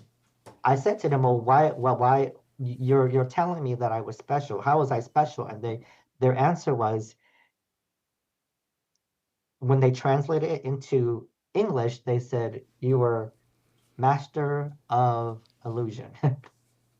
Anyways, so I thought that was very interesting. But anyways, so Matthew negotiated with them and they did knock the frequency down a little bit to make it not so bad. And and they were very, very loving, very, very loving. And I was asking, well, what's the downloads? And so they were telling me that their downloads were gifts, tools, and abilities to help acclimate people to the new energies once once the solar flash begins. We're going to move along to the Pleiadians. So October of 2020 to December of 2020, I also started receiving massive downloads from the Pleiadians. These were a different group of Pleiadians. One evening when I laid in bed, after still suffering from lack of sleep from the Antarian downloads, they were still occurring but tapering off. I closed my eyes and I saw three beautiful females. It was I was in awe about how beautiful they were. But then I was very upset because I was like, no, no more ETs. Like I'm totally done with ETs. And then so I opened up my eyes and I sat up and I was like, no, this is not happening. And so I laid back down and I closed my eyes and there they were again. I'm with my eyes closed, I'm seeing these three females. They started talking to me. And the one in charge, her name is Alondra. There's a younger one named Ski. The other one, I never really connected with her, but she told me later her name was Tori. But anyways, so they were very harsh, very, very harsh and very abrasive. The They, reptilian, the Pleiadians were abrasive? yes, yes, Really? Because I yes. mean, I always hear, oh, okay. I guess This, Susan Johnson, if you're out in the audience tonight, I guess you were right about the Pleiadians, because she's always saying so, these people are like really rough. But can you so, expand on that? so this particular group is very abrasive, okay? And for a couple of reasons. Now, they're warriors, okay? So this particular group of Pleiadians, they're from their planet is from a minor star in the Pleiades system, okay? And Mm-hmm. on their world, the females hold the more aggressive, the more dominant roles. Mm-hmm. They're the warriors. And which planet is this exactly? Just to sort of get an idea of where they're located. The only thing I got during the connection with them was that their planet is from a minor star in the Pleiades. I didn't go into detail, Okay. and I'm gonna be honest with you, I did not want to go into detail Okay, because they're that bad. I was trying to decrease my ET contact, and here they are, blah blah blah blah blah, and Mm. they are a warrior race. And they're like the warriors in on their world. They're the spiritual paladins, and that's why they're aggressive. The females are aggressive, and they were downloading to me. Again, I was being told that they were downloading directly into my DNA codes that would activate when the great solar flash happens, right? That they were going to be dormant until the solar flash happens, and the codes are to and the activations are really for me to use to help people acclimate to the new energies.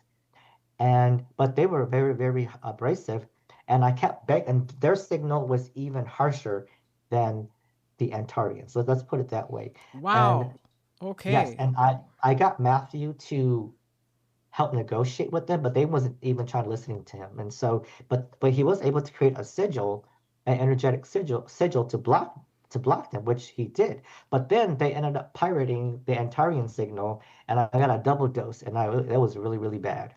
Then they eventually found a way to break through his sigil, and they kept telling me we only have a small window of time to do this. And then Alondra kept telling me you just have to endure this. And I said to myself, well, I don't. And she said to me, your higher self agreed to it. And I said, well, this human self didn't agree to it. Snaps in the house. I was going back and forth with them, and I was cussing at them and everything. I was really cussing at them. Wow. And then Ski, the younger one, she kept calling me commander. And I said, why do you keep calling me commander? And she said, because you used to be a commander in our ranks. Okay. You were one of us. You were female. And I was like, whoa. Okay. But I And then it was mean, explained that they came to Earth about 50,000 years ago, and they helped us battle the reptilians. okay. And they are the inspiration behind the legends of the Amazons. Oh, That's what I was okay. told. Yes. So over 50,000 years ago, they were here on Earth helping us to fight the reptilians. And and again, downloading codes directly into my DNA that will activate when the solar flash happens or solar flashes. And we're going to move along. Mm-hmm. Next is the Andromedans. So beginning January to March of 2021, the Andromedans started massively downloading to me. And I thought that I was going to die because after the Antarians, the Pleiadians, and now the Andromedans, Mm. I thought this was the end. And it started with a female AI interface voice. And she said her name was Sela, and her role was to open up a channel between me and the Andromedans. Mm. And so that she did, because eventually I just started talking to the Andromedans. And it appeared to be members of the Andromedan Council. And they were very, very loving. Like out of all of the groups, Mm-hmm. these were the most gentlest ones with me. Okay. And This was whenever, a female group because I have an interesting comment here from Resting BF says negative or just straightforward. And I think they're referring to the Palladians because I was like, oh my God, the Palladians. And as Resting BF says negative or just straightforward, as human females are taught to be soft and have to be taken advantage of far too long. So would you say that the Palladian females were just more direct? And no bullshit, or was it because they were just trying to be mean to you, as opposed to, let's say, the Andromedans, who, as you're saying, they were much they softer? they weren't trying to be mean to me. As a matter of fact, Alondra, the one in charge, Mm-hmm. she said Soua. She referred to me as her sister in arms. We were Oh, both okay. commanders. We were both commanders together. Okay. And she said, you are my sister in arms. You can handle this. That's what she told me. Oh, okay. But basically, stop being a wuss. You can handle this. But Okay. they were very direct. They were very Okay. So they're direct. direct. So And there you go, Resting and this BF. You hear it now. right, right. And this is not the typical Pleiadians that people think about, Okay. with the tall, blonde, long blonde hair and very loving. No, I want people to understand that there are different groups of Pleiadians. Okay. There are Pleiadians with dark hair. There are Pleiadians. These females, they were beautiful, and some of them had braids. So they looked like, to me, they looked like the elves, the female elves from Lord of the Lord of Rings, the except Rings. that Yeah.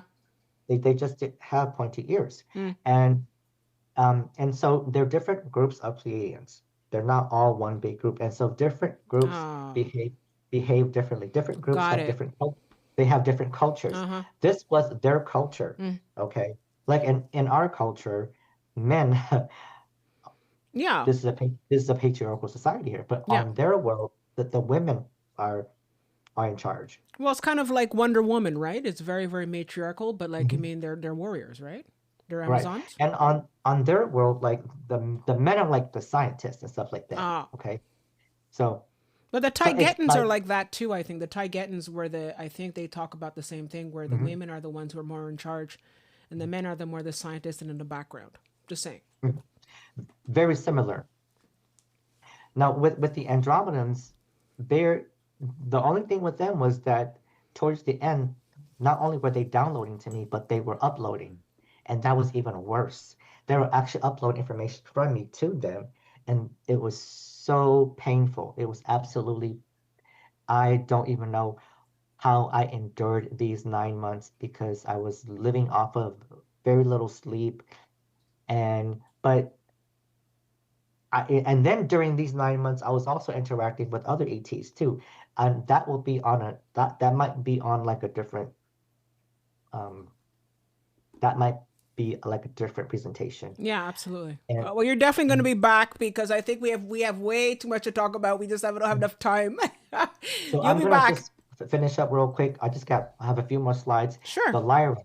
So last year, the Lyrans reached out to me, um, and last year, mid-year, I was in the shower, and first I was actually when a lot of my connection happens when I'm in the shower or when I'm out in nature. And so a lot of beings connect with me when I'm in the shower. Mm, And on this particular evening, I was mm. actually in the shower, and I was communicating with an Andromedan female. And after the Andromedan female connection, after we finished our conversation, like whoa, this huge energy just pulsated through me, and my whole entire body was shaking. And I said, what is this massive energy? And I look up, and in my mind's eye, I see this Lyran being with a lion face, a lion's head. And I said to myself, oh my God, this is a Lyran being. And his conversation to me was he didn't want to like scare me, and he didn't want me to go into shock. And so he kept the conversation very loving but very brief. And he basically told me that I had roots back in Lyra. He said we fought the reptilians together. He he let me know that I was his soul brother. Okay. And not necessarily from the same mother, but we we You think? we but we both are from the same, like his soul and my soul have the same origin. Let's put it that way. Okay. Basically counterparts. And so then later on last year in September, he started talking to me again, and he would come into my consciousness to speak with me. And he ended up telling me that back in Lyra, I was part of a royal bloodline. And he said, I'll let you do the research and we'll have another conversation. And you let me know you let me know which bloodline you believe you belong to, and I'll confirm it. And so I ended up doing a bunch of research. And when we connected again, I said, the House of Avian. And he said, yes. And anyways, I I had a hard time believing any of this. I'm gonna be honest with you, Mm-hmm. because I can believe in the reptilians and Greys because I had face-to-face contact with them. I can believe in the Antarians, the Pleiadians and Andromedans because I visually saw them in my mind's eye. They were massively downloading to me, having countless conversations with me, connecting with me. But this, I said to myself, this is a little too much. Like, so I was in disbelief that again, I was that I had roots in another star system, in another ET lineage, and that I'm also of another royal bloodline. And I was there was one night where he was speaking to me, and I had this energy where I wasn't believing it, right? And so immediately the Council of Nine came through, and I said to myself, "What is the Council of Nine?" And this mature female voice came through, and she said, "We are the Council of Nine." And they started connecting with me. They started talking to me, and they came through and they said that everything that Asgard is telling you, yes, uh, this Lyran being, he introduced himself as Asgard, Mm-hmm. and the Council of Nine said to me that what Asgard is telling you is accurate, and they further said to me, you were one of the original Elohims to incarnate into Lyran form, and as soon as they said that, this huge wave of energy just pulsated through me, and I'm just shaking, right? And I'm like, oh my God, that's true frequency Mm-hmm. ringing through me. And I was like, what? And I'm like, what?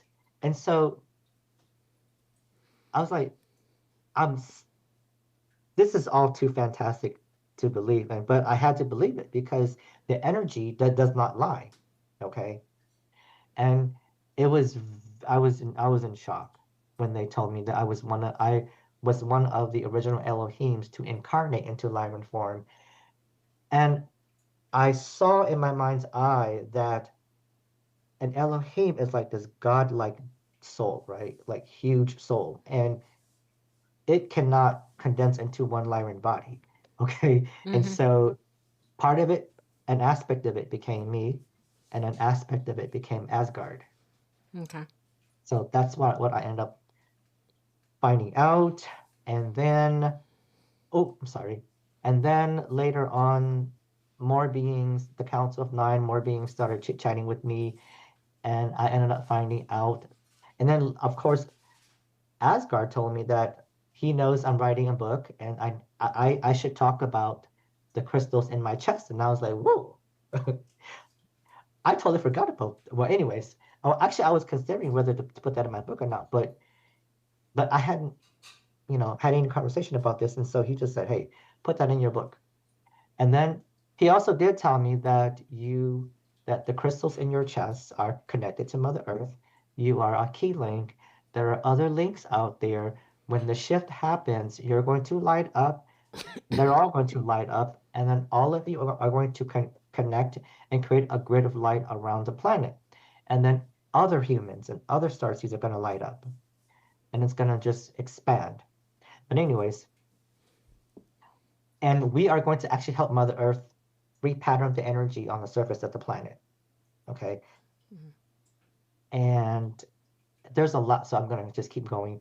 And later on, not too long after that, I was on a run by the Arkansas River, and some more beings came through, and they told me the rest of the information.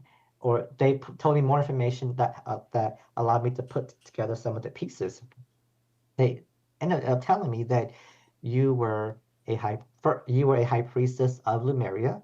You were the crystal keeper, and right before Lemuria fell, Atlantis attacked and they came after the crystals.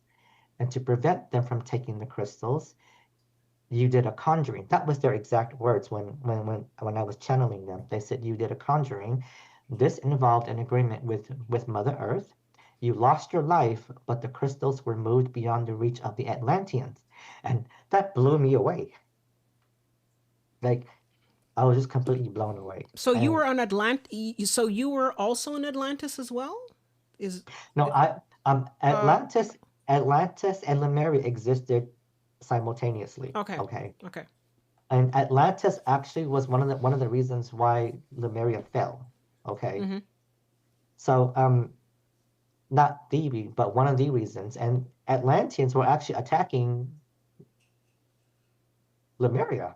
Yeah, well, they attacked a lot of different. If I understand Mhm. correctly, Yes. the history is that the Atlantis was busy attacking a lot of its neighbors, Mhm. and that So yeah. and that's what was communicated channeled to me, and I basically started crying because I like all this was just, and because I felt it as they were telling me this, I felt it, and I started crying.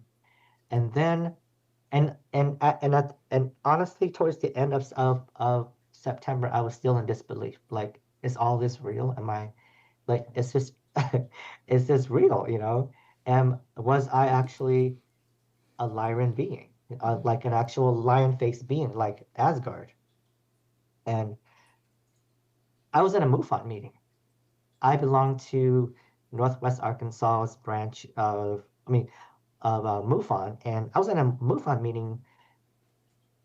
And right before we broke for break, I was thinking to myself, is this is am I a lion being? What was my soul? Am I a lion being? I was like, is this all? I'm still in shock. And so as we were walking towards the front after they called break, one of the ladies asked me, she's like, Sua, what does your name mean? And so I replied to her, I said, Sua is the English version of Twa. And in my language, Twa translates to alpha male lion. Okay, well, there you go. There you go. And No, yeah, so Twa is in my language the dominant male lion that has the well, big mane, there you that go. has the big mane, the one in charge. And so I was like, Mm-hmm. oh my God, I am a lion. Well, there you go. And that was like, because as I was questioning my sanity, the universe ended up throwing this at me. And then the Syrians, they started reaching out to me last year in October. I actually channeled them twice to two different groups on Zoom.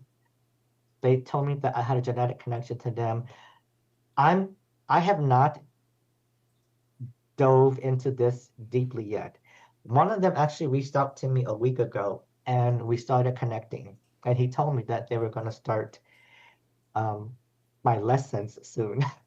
Okay. Hopefully it Yeah. won't be a painful one like the other ones. It seems that you've been through a lot of like horrible, painful type of experiences. I hope this has got a lot more sort of like a fuzzy feeling. How about that? Yeah.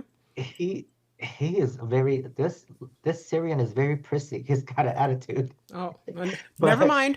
yes. So I will then end our presentation so that we can, if Yeah. anyone has any questions, if anyone wants to call in, and if Yeah. anyone wants to reach out to me, they can reach out to me at stuartsean123@gmail.com. Okay, perfect. Wow. But you know what? I'm going to leave your, yeah, I'm going to, we definitely are going to be doing the discussion group because I mean, this is like, there's, we've unpacked so much and I know that there was a lot that you wanted to go over, but like, we definitely have to come back with the discussion group because I think that'll be a lot more, easier to sort of, get people to sort of discuss it. But, it's interesting because, and I just want to say thank you so much for that presentation. That was absolutely incredible. And it really just sort of, in many ways, demonstrates how you yourself, especially, are a multi-stellar being because you've obviously been around the block and then some, right? uh, so the last people that you were with the Syrians, is that what I understand? Yes, And yes. so what's next? Because you've explained a lot with the other groups. What's next with the Syrians? So, um, I have not dove deep into in with the series yet. Okay. I'll save that for another presentation. Sure. And because I'm still unpacking everything else Yeah. that is happening, but I do want to say but I did want to add something real quick Mm-hmm. regarding the Arcturians. Mm-hmm. The Arcturians, I'm not of their lineage, but they were started reaching out to me towards the end of last year too. Mm-hmm. And what ended up happening was back when several years ago, when I was still living in Wisconsin and I was going through you know, I was having the visitations and everything, and Mm-hmm. I even, I even had reptilian spirit guides that were talking to me, Oh right? my God. And yes, and I went into a meditation one day with one of them, and I wanted to find out why, if I was a draconian reptilian, how did I end up here, you know? Mm-hmm. And so I ended up finding out in this meditative state that I, as a reptilian, I had, this was years ago, that Okay. I had an awakening. And I said, how does that happen? How does a reptilian have an awakening? And then all of a sudden just bounces, you know, just abdicates my position and leaves. Mm-hmm. And so the the Arcturians, they started reaching out to me a few months ago. And as a matter of fact, I was by the Arkansas River. When I'm by nature, I connect easily. And I'm walking, actually, I'm kind of slowly jogging. And then, boom, they come into my consciousness and they're like, we are the Arcturian Council of Five. And so I'm like, oh my God. Oh my And they God. started talking to me. And so I said to them, okay, what's going on? And they're like, well, we knew you as a reptilian. And I was like, what do you mean you knew me as a reptilian? They're like, we knew you when you were a reptilian. And I said, well, how did you know me? Hmm. And their exact words were, you were our foe. Oh. I was like, what? They're like, we were at war. Mm-hmm. I think this kind of plays into the Orion Wars. And and what ended up happening was, so back then the Draconians were conquering and destroying. No. And so the Arcturians, they fight, but they don't actually destroy. They're defensive. All they do is they protect, right? Mm-hmm. They don't kill, they don't destroy, they protect. And they have crystalline technology. They have technology to where they can zoom in Sorry, and just out to of clarify, which group is this now? That the Arcturians. Arcturians, they protect, they don't fight. Okay. Yeah, Sorry. right. And one of the weapons that they use, it's not really a weapon. It's, well, they fight with frequency, right? Mm-hmm. They battle with frequency. And what they did was during during confrontations, the Arcturians would release would release frequencies that would, when it hit the reptilians, it would open up their heart spaces, right? Oh. Yes. And reptilians were literally like feeling deep emotions, and they were literally not following orders. Like they would go against their commander. They would not want to engage in battle. And so, and the Arcturians told me that they hit me with one of these weapons, and it opened up my heart space. And that's how I had my awakening. And I was like, whoa, you answered my question from several years ago. Like, how did I have an awakening as a reptilian? And so that was amazing. And as they told me this, I felt it. And as I felt it, I realized what happened. I was on a ship, and I was commanding a ship, and they hit me with this frequency weapon and opened up my heart space. And then my soul memories came back from when I was Lyran. And then I became disgusted with myself because I said, oh my God, I can see the reptilians killing the Lyrans and destroying our home world. And now in this incarnation, I'm a reptilian, and we're destroying other home worlds. Yeah. And so that was when I stopped. And what was interesting was I asked the Arcturians, how was I? And this is their exact words.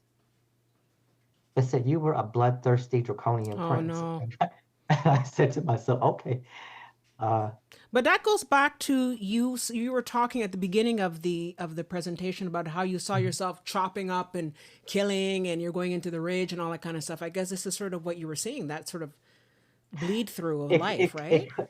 that first one, I think that me on the battlefield, I think that was a human life. Oh, okay. Okay, Sorry. but no, but that's fine. But this kind of like painted, this kind of like started completing the picture because I've always, one time I went into hypnosis. There's a lady on here that might still be on here. She put me under her hypnosis in September, and I tried to access more of my reptilian memories Mm-hmm. in the hypnosis, but there was a block, and I was told that I'm not allowed to access these reptilian memories because, and one of the words that came into my consciousness was the word blood. And then I understood when that word came into my consciousness during hypnosis, I understood that I'm not allowed to access these memories from these soul memories when I was that draconian prince, because if I did, it would damage me to the point where I could not complete my mission in this incarnation. Okay. Like they were, those memories would literally traumatize me. Mm-hmm. Well, I can imagine if it's like it's very violent and like bloodthirsty and all that kind of stuff, and especially you Yes, said you feel them, right? Like you see the yes. images, but you also feel the emotional impact, right? Yes, and then when the Arcturians told me that I had destroyed many worlds, that just took me for Yeah. that just took me, and I knew, okay, that's why I'm not allowed those memories, because Mm-hmm. if I those Yeah. memories came back, I it it would destroy me. No, I can imagine. So so so Yeah. that's why I'm telling y'all that, and I'm going to tell you guys this. There are very positive groups Mm-hmm. of reptilians, and there are some not very positive groups of reptilians that you Mm-hmm. do Mm-hmm. not want to come across. Okay. Can I just ask a quick question? Because I know that Sure. some people, I think Susan in the audience here, she's saying that she's had many different lives, and I don't know. I guess it depends on perspective. According to her, she says that she doesn't remember meeting lions with like lion heads and all that kind of stuff. Does it depend on vibration? Because I'm sensing that maybe depending on the vibration, some people will appear as a lion and other people appear more human. Is it sort of something like the Pleiadians where you have different types of lions? Some are more human and other lions are more lion head, like lions or dogs? It it could it okay. The one thing I do know is that they will reveal to you what only what you're ready for. Okay. Okay. Because they do not want to one scare you. They do not want to put you in shock. So they will always just reveal to you what you can That's what digest. I'm thinking. Yeah. Yeah. Yeah. Okay. And Exactly. for me, and the Arcturians told me that them coming to me and telling me all this was contracted. That it was contracted that once I got to a particular point of my development, that they would actually come to me and tell me this. And they also told me that they were also contracted. They were also contracted to hit me with that beam to open my heart space when I was a reptilian. And they told me that everything is all of this is contracted, everything that's happening. And then that reminded me of what the Council of Nine told me, that all of this is a grand galactic play. Okay. Okay. And everyone's playing their role. Absolutely. And like, I mean, wow, there's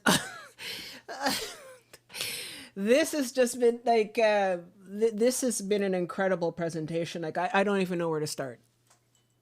Like it's just, I don't know. Um, wow.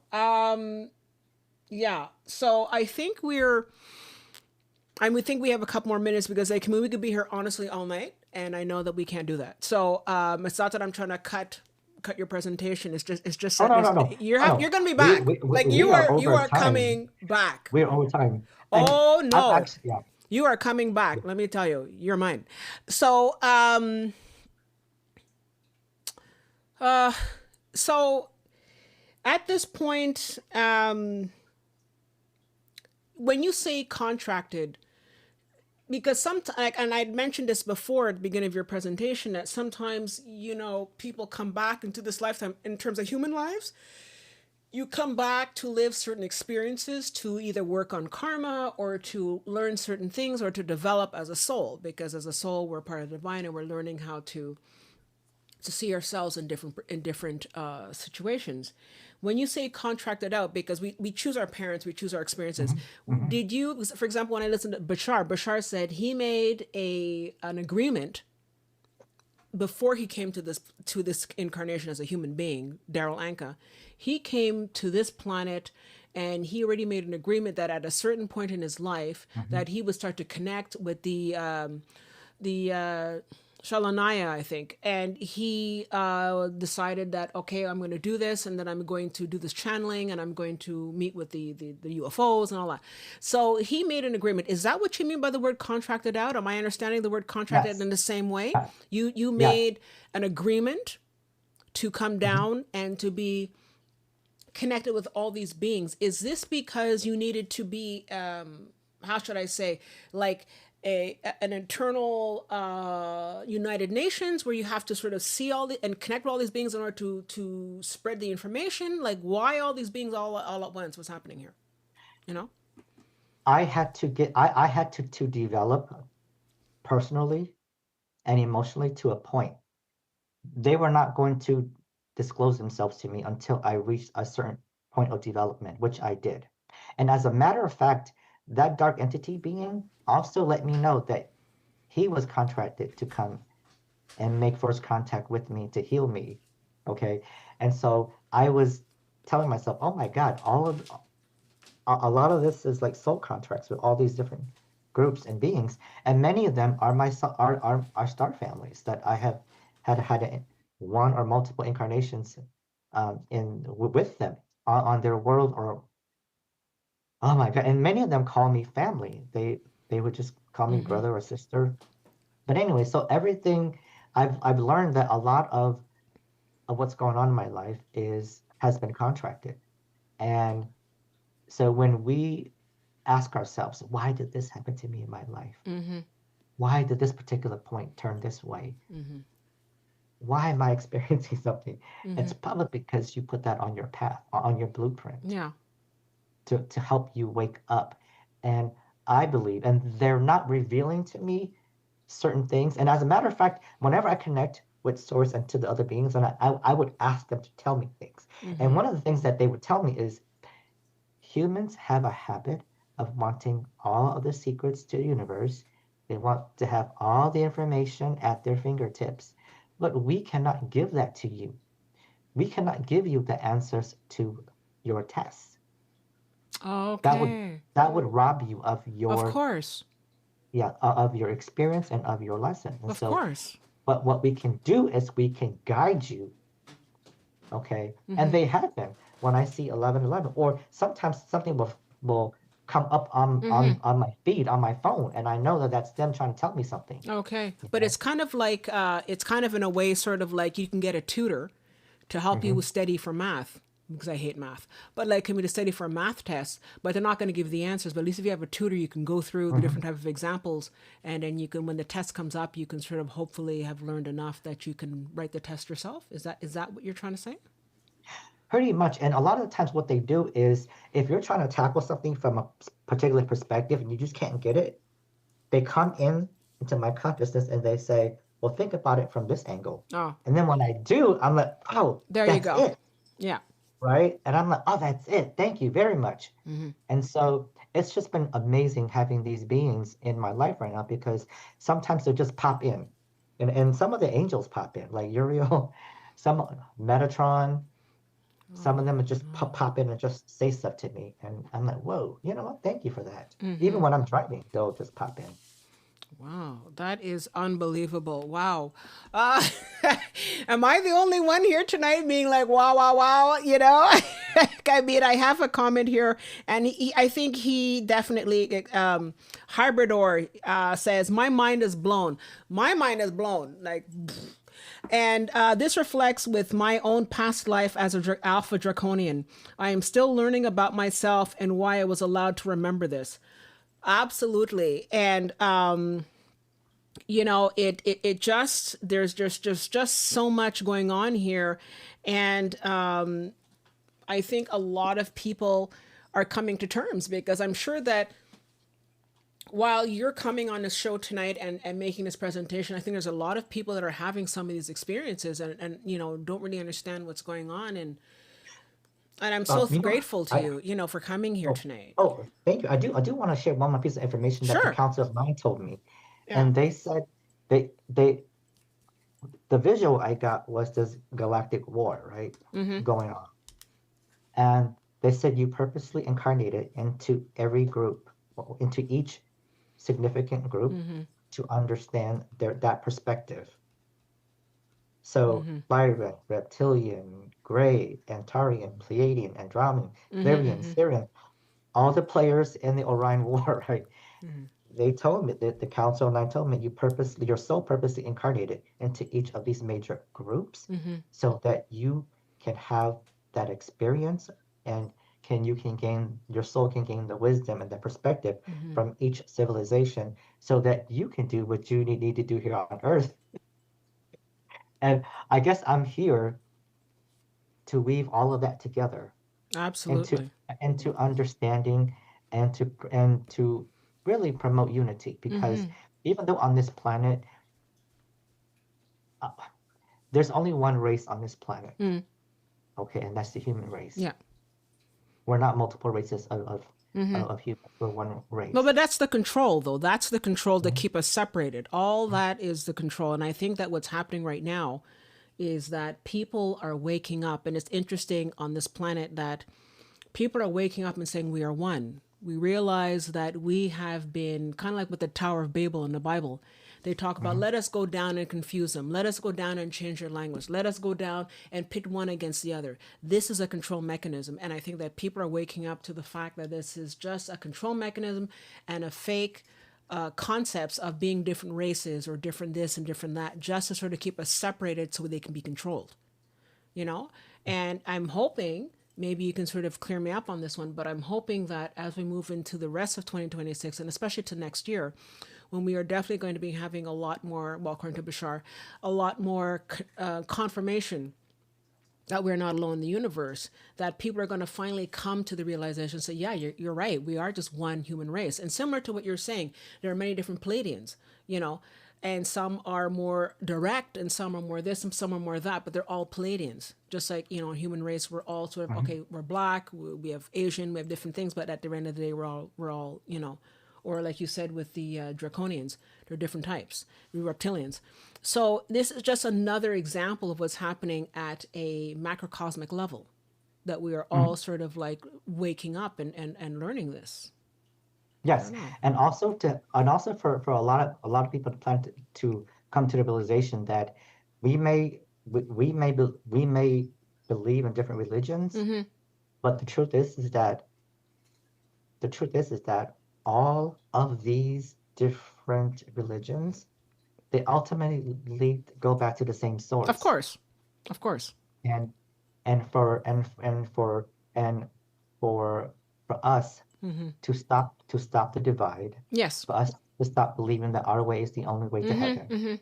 Yeah, but that's the control mechanism, And I have one more comment here from Kelly Wacker. She says, I truly believe the matrix will collapse the more we all awaken. And I honestly believe that. I think that we are in a process of awakening, and that whole matrix of control and separation is what's held us separated and held us away from really connecting with the higher Mhm. source in its full form.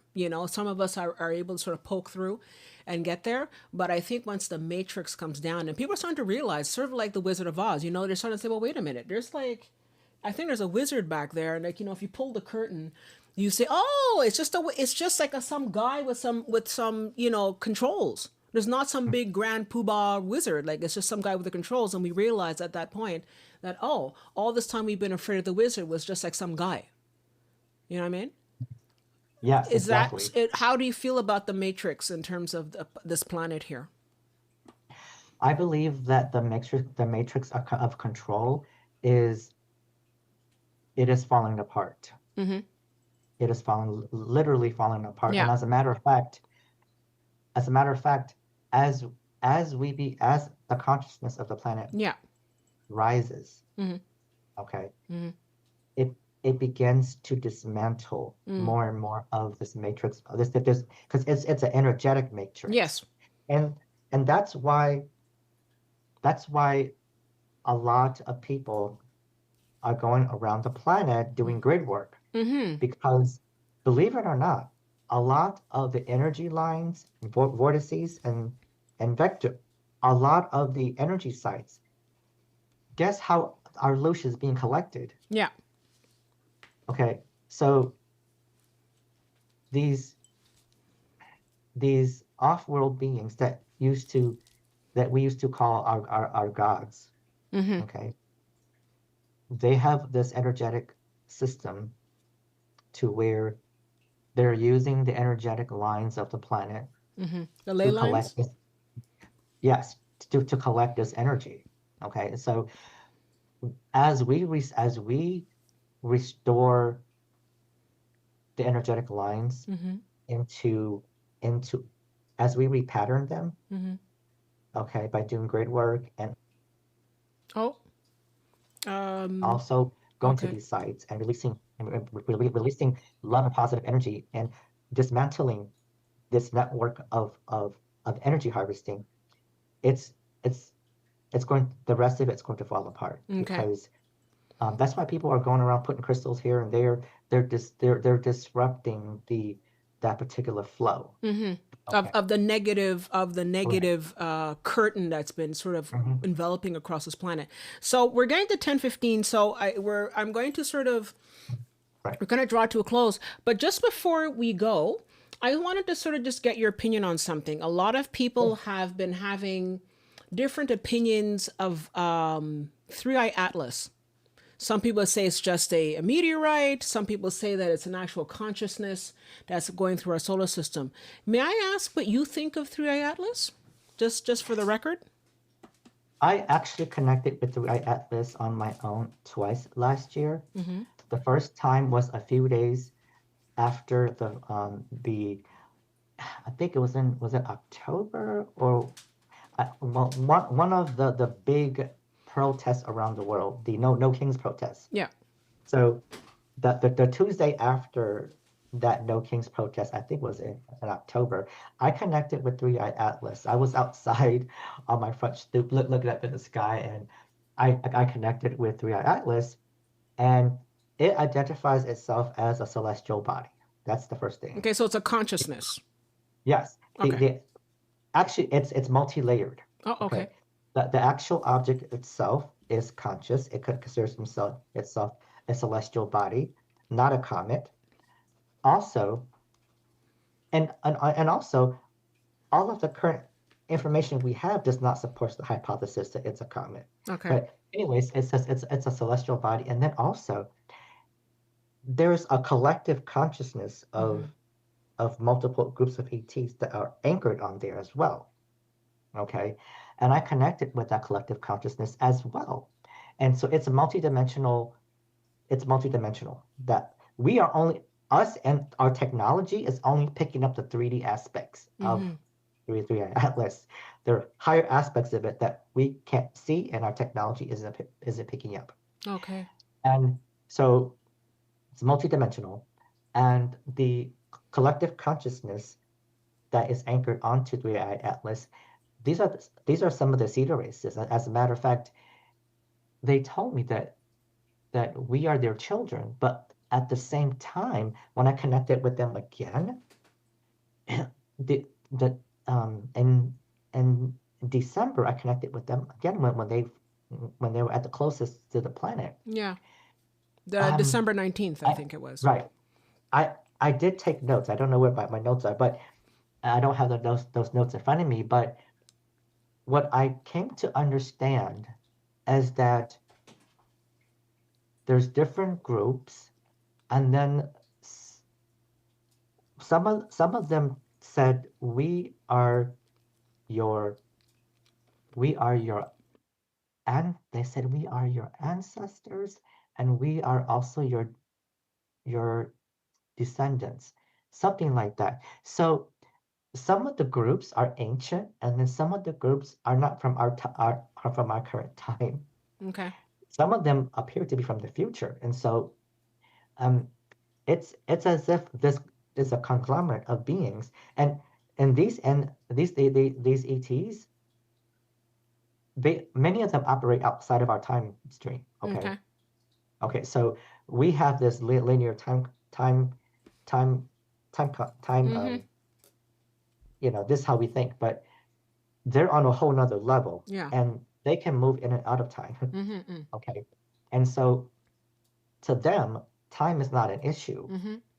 And so I realized that many of them are, it's not only are there, do many of them exist in different dimensions, but they exist in different timelines, Yeah. but they're all converged together for one goal. And the one thing that blew my mind away was they said, was in December, that they said, Soua, they said, Soua, you are one of the architects of this event. And I was like, what are you talking about?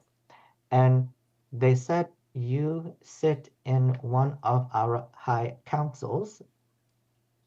And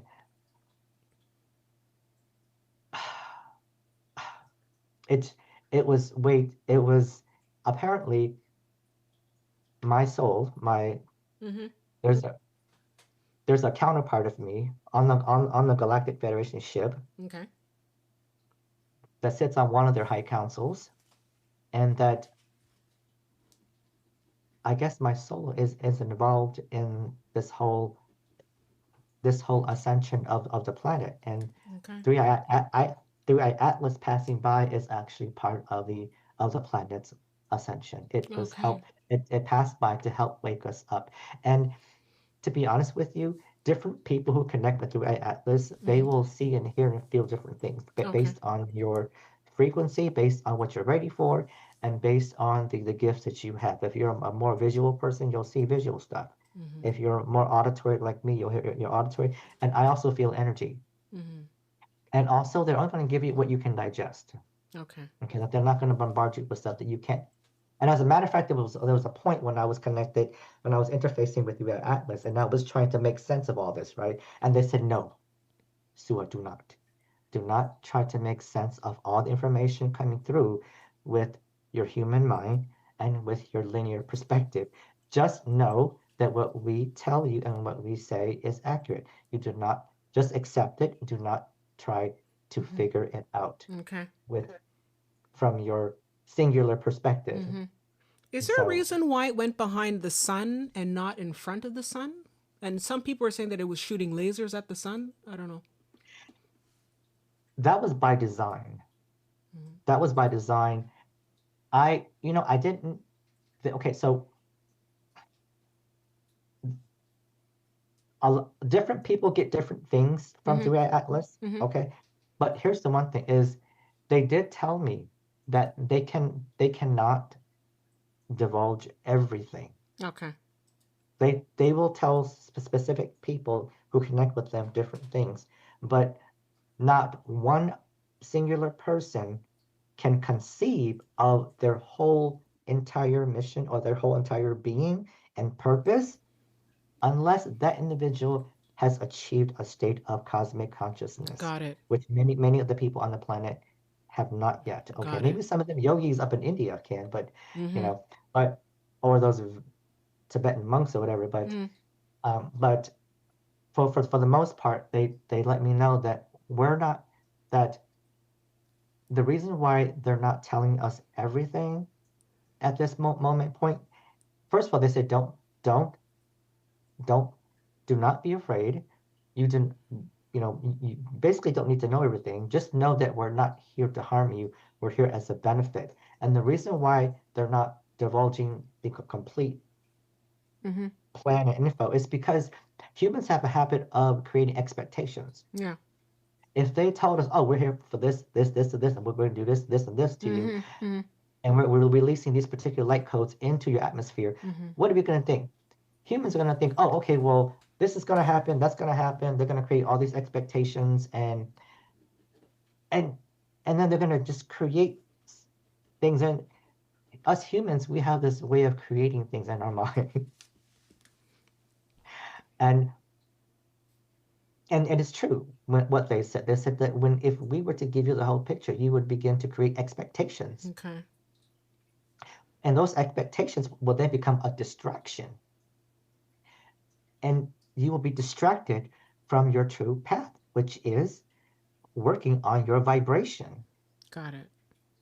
Okay. The benevolent ETs have already dismantled a good majority of this negative control framework. There's some pockets here and there that are still blah, blah, blah. But for the most part, we're not here to fight that war. Us humans, our main goal is to work on our vibration. Exactly. Absolutely. Yes, that's all. Okay. Wow. So, I don't have to tell you, everybody, how much of an amazing presentation this was. This was beyond anything that I could have expected tonight. I had no clue.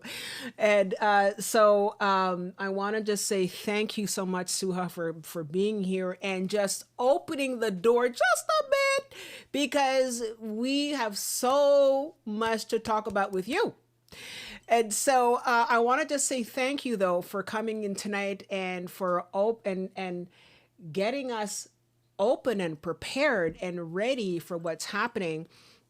And I also want to say thank you so much for opening up and sharing your experience, because I know that you've been through a lot, and it's, opening you up about your experiences makes you vulnerable.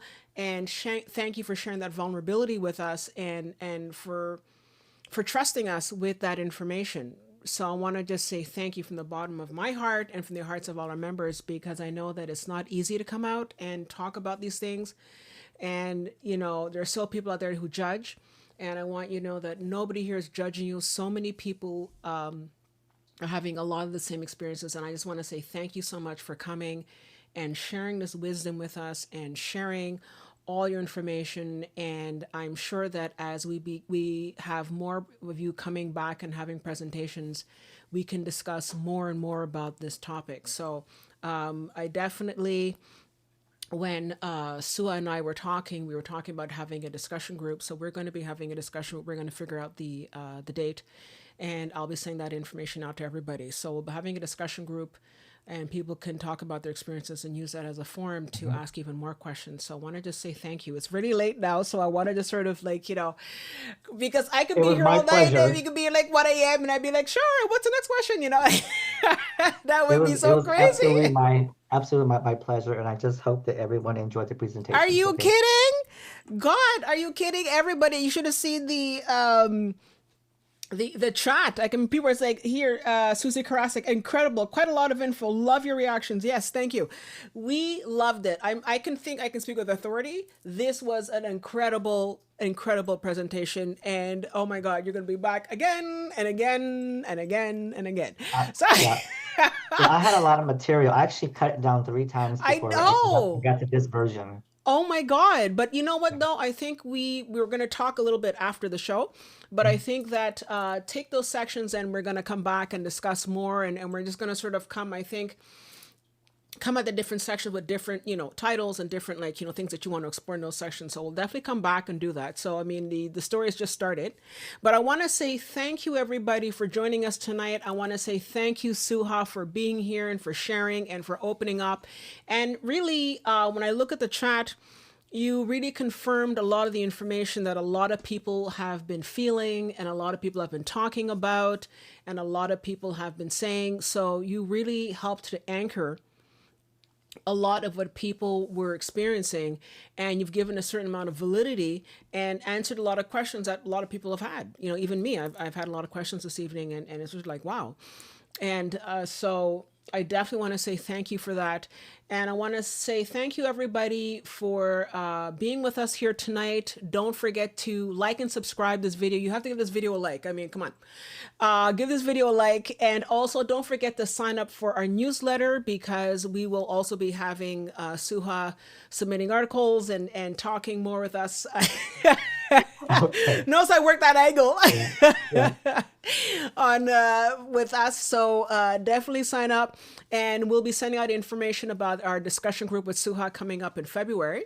But I just want to say thank you everybody for joining us tonight. And we look forward to seeing you next week with another show, and sending you love and light to everybody. And thank you again, Suha. Did you have any parting words for our group tonight? I just wanted to thank everyone for for joining in and listening to my presentation. This was my first official presentation on the topic of ETs and my galactic history. And I with this, I hope to fine tune my presentation You're skills. fine. And also, I just want to let everybody know that more people are actually multistellar than they know. Okay, you mainly remember or have impressions of maybe like two or three of the most important ones to you, or most impressionable ones to you. But many people, souls, souls, souls are galactic travelers. Okay, souls are galactic travelers. So many of us have been to many different worlds, dimensions, heavens, different realms, different pockets of space and realities. And I'm coming out, and I hope, and I'm not afraid of ridicule anymore. I turned 50 this year, and so Good for I'm not you. I'm not afraid of ridicule anymore. And so if you've had similar experiences, if you have similar knowings, then I encourage you to deep dive into more of that, and at your pace, at your pace, listen to what your soul wants you to do. And if that leads you to opening up, and I encourage you to open up to those, do not open up to those who are open. I'll just say that. Okay, Okay. and start from there. Okay.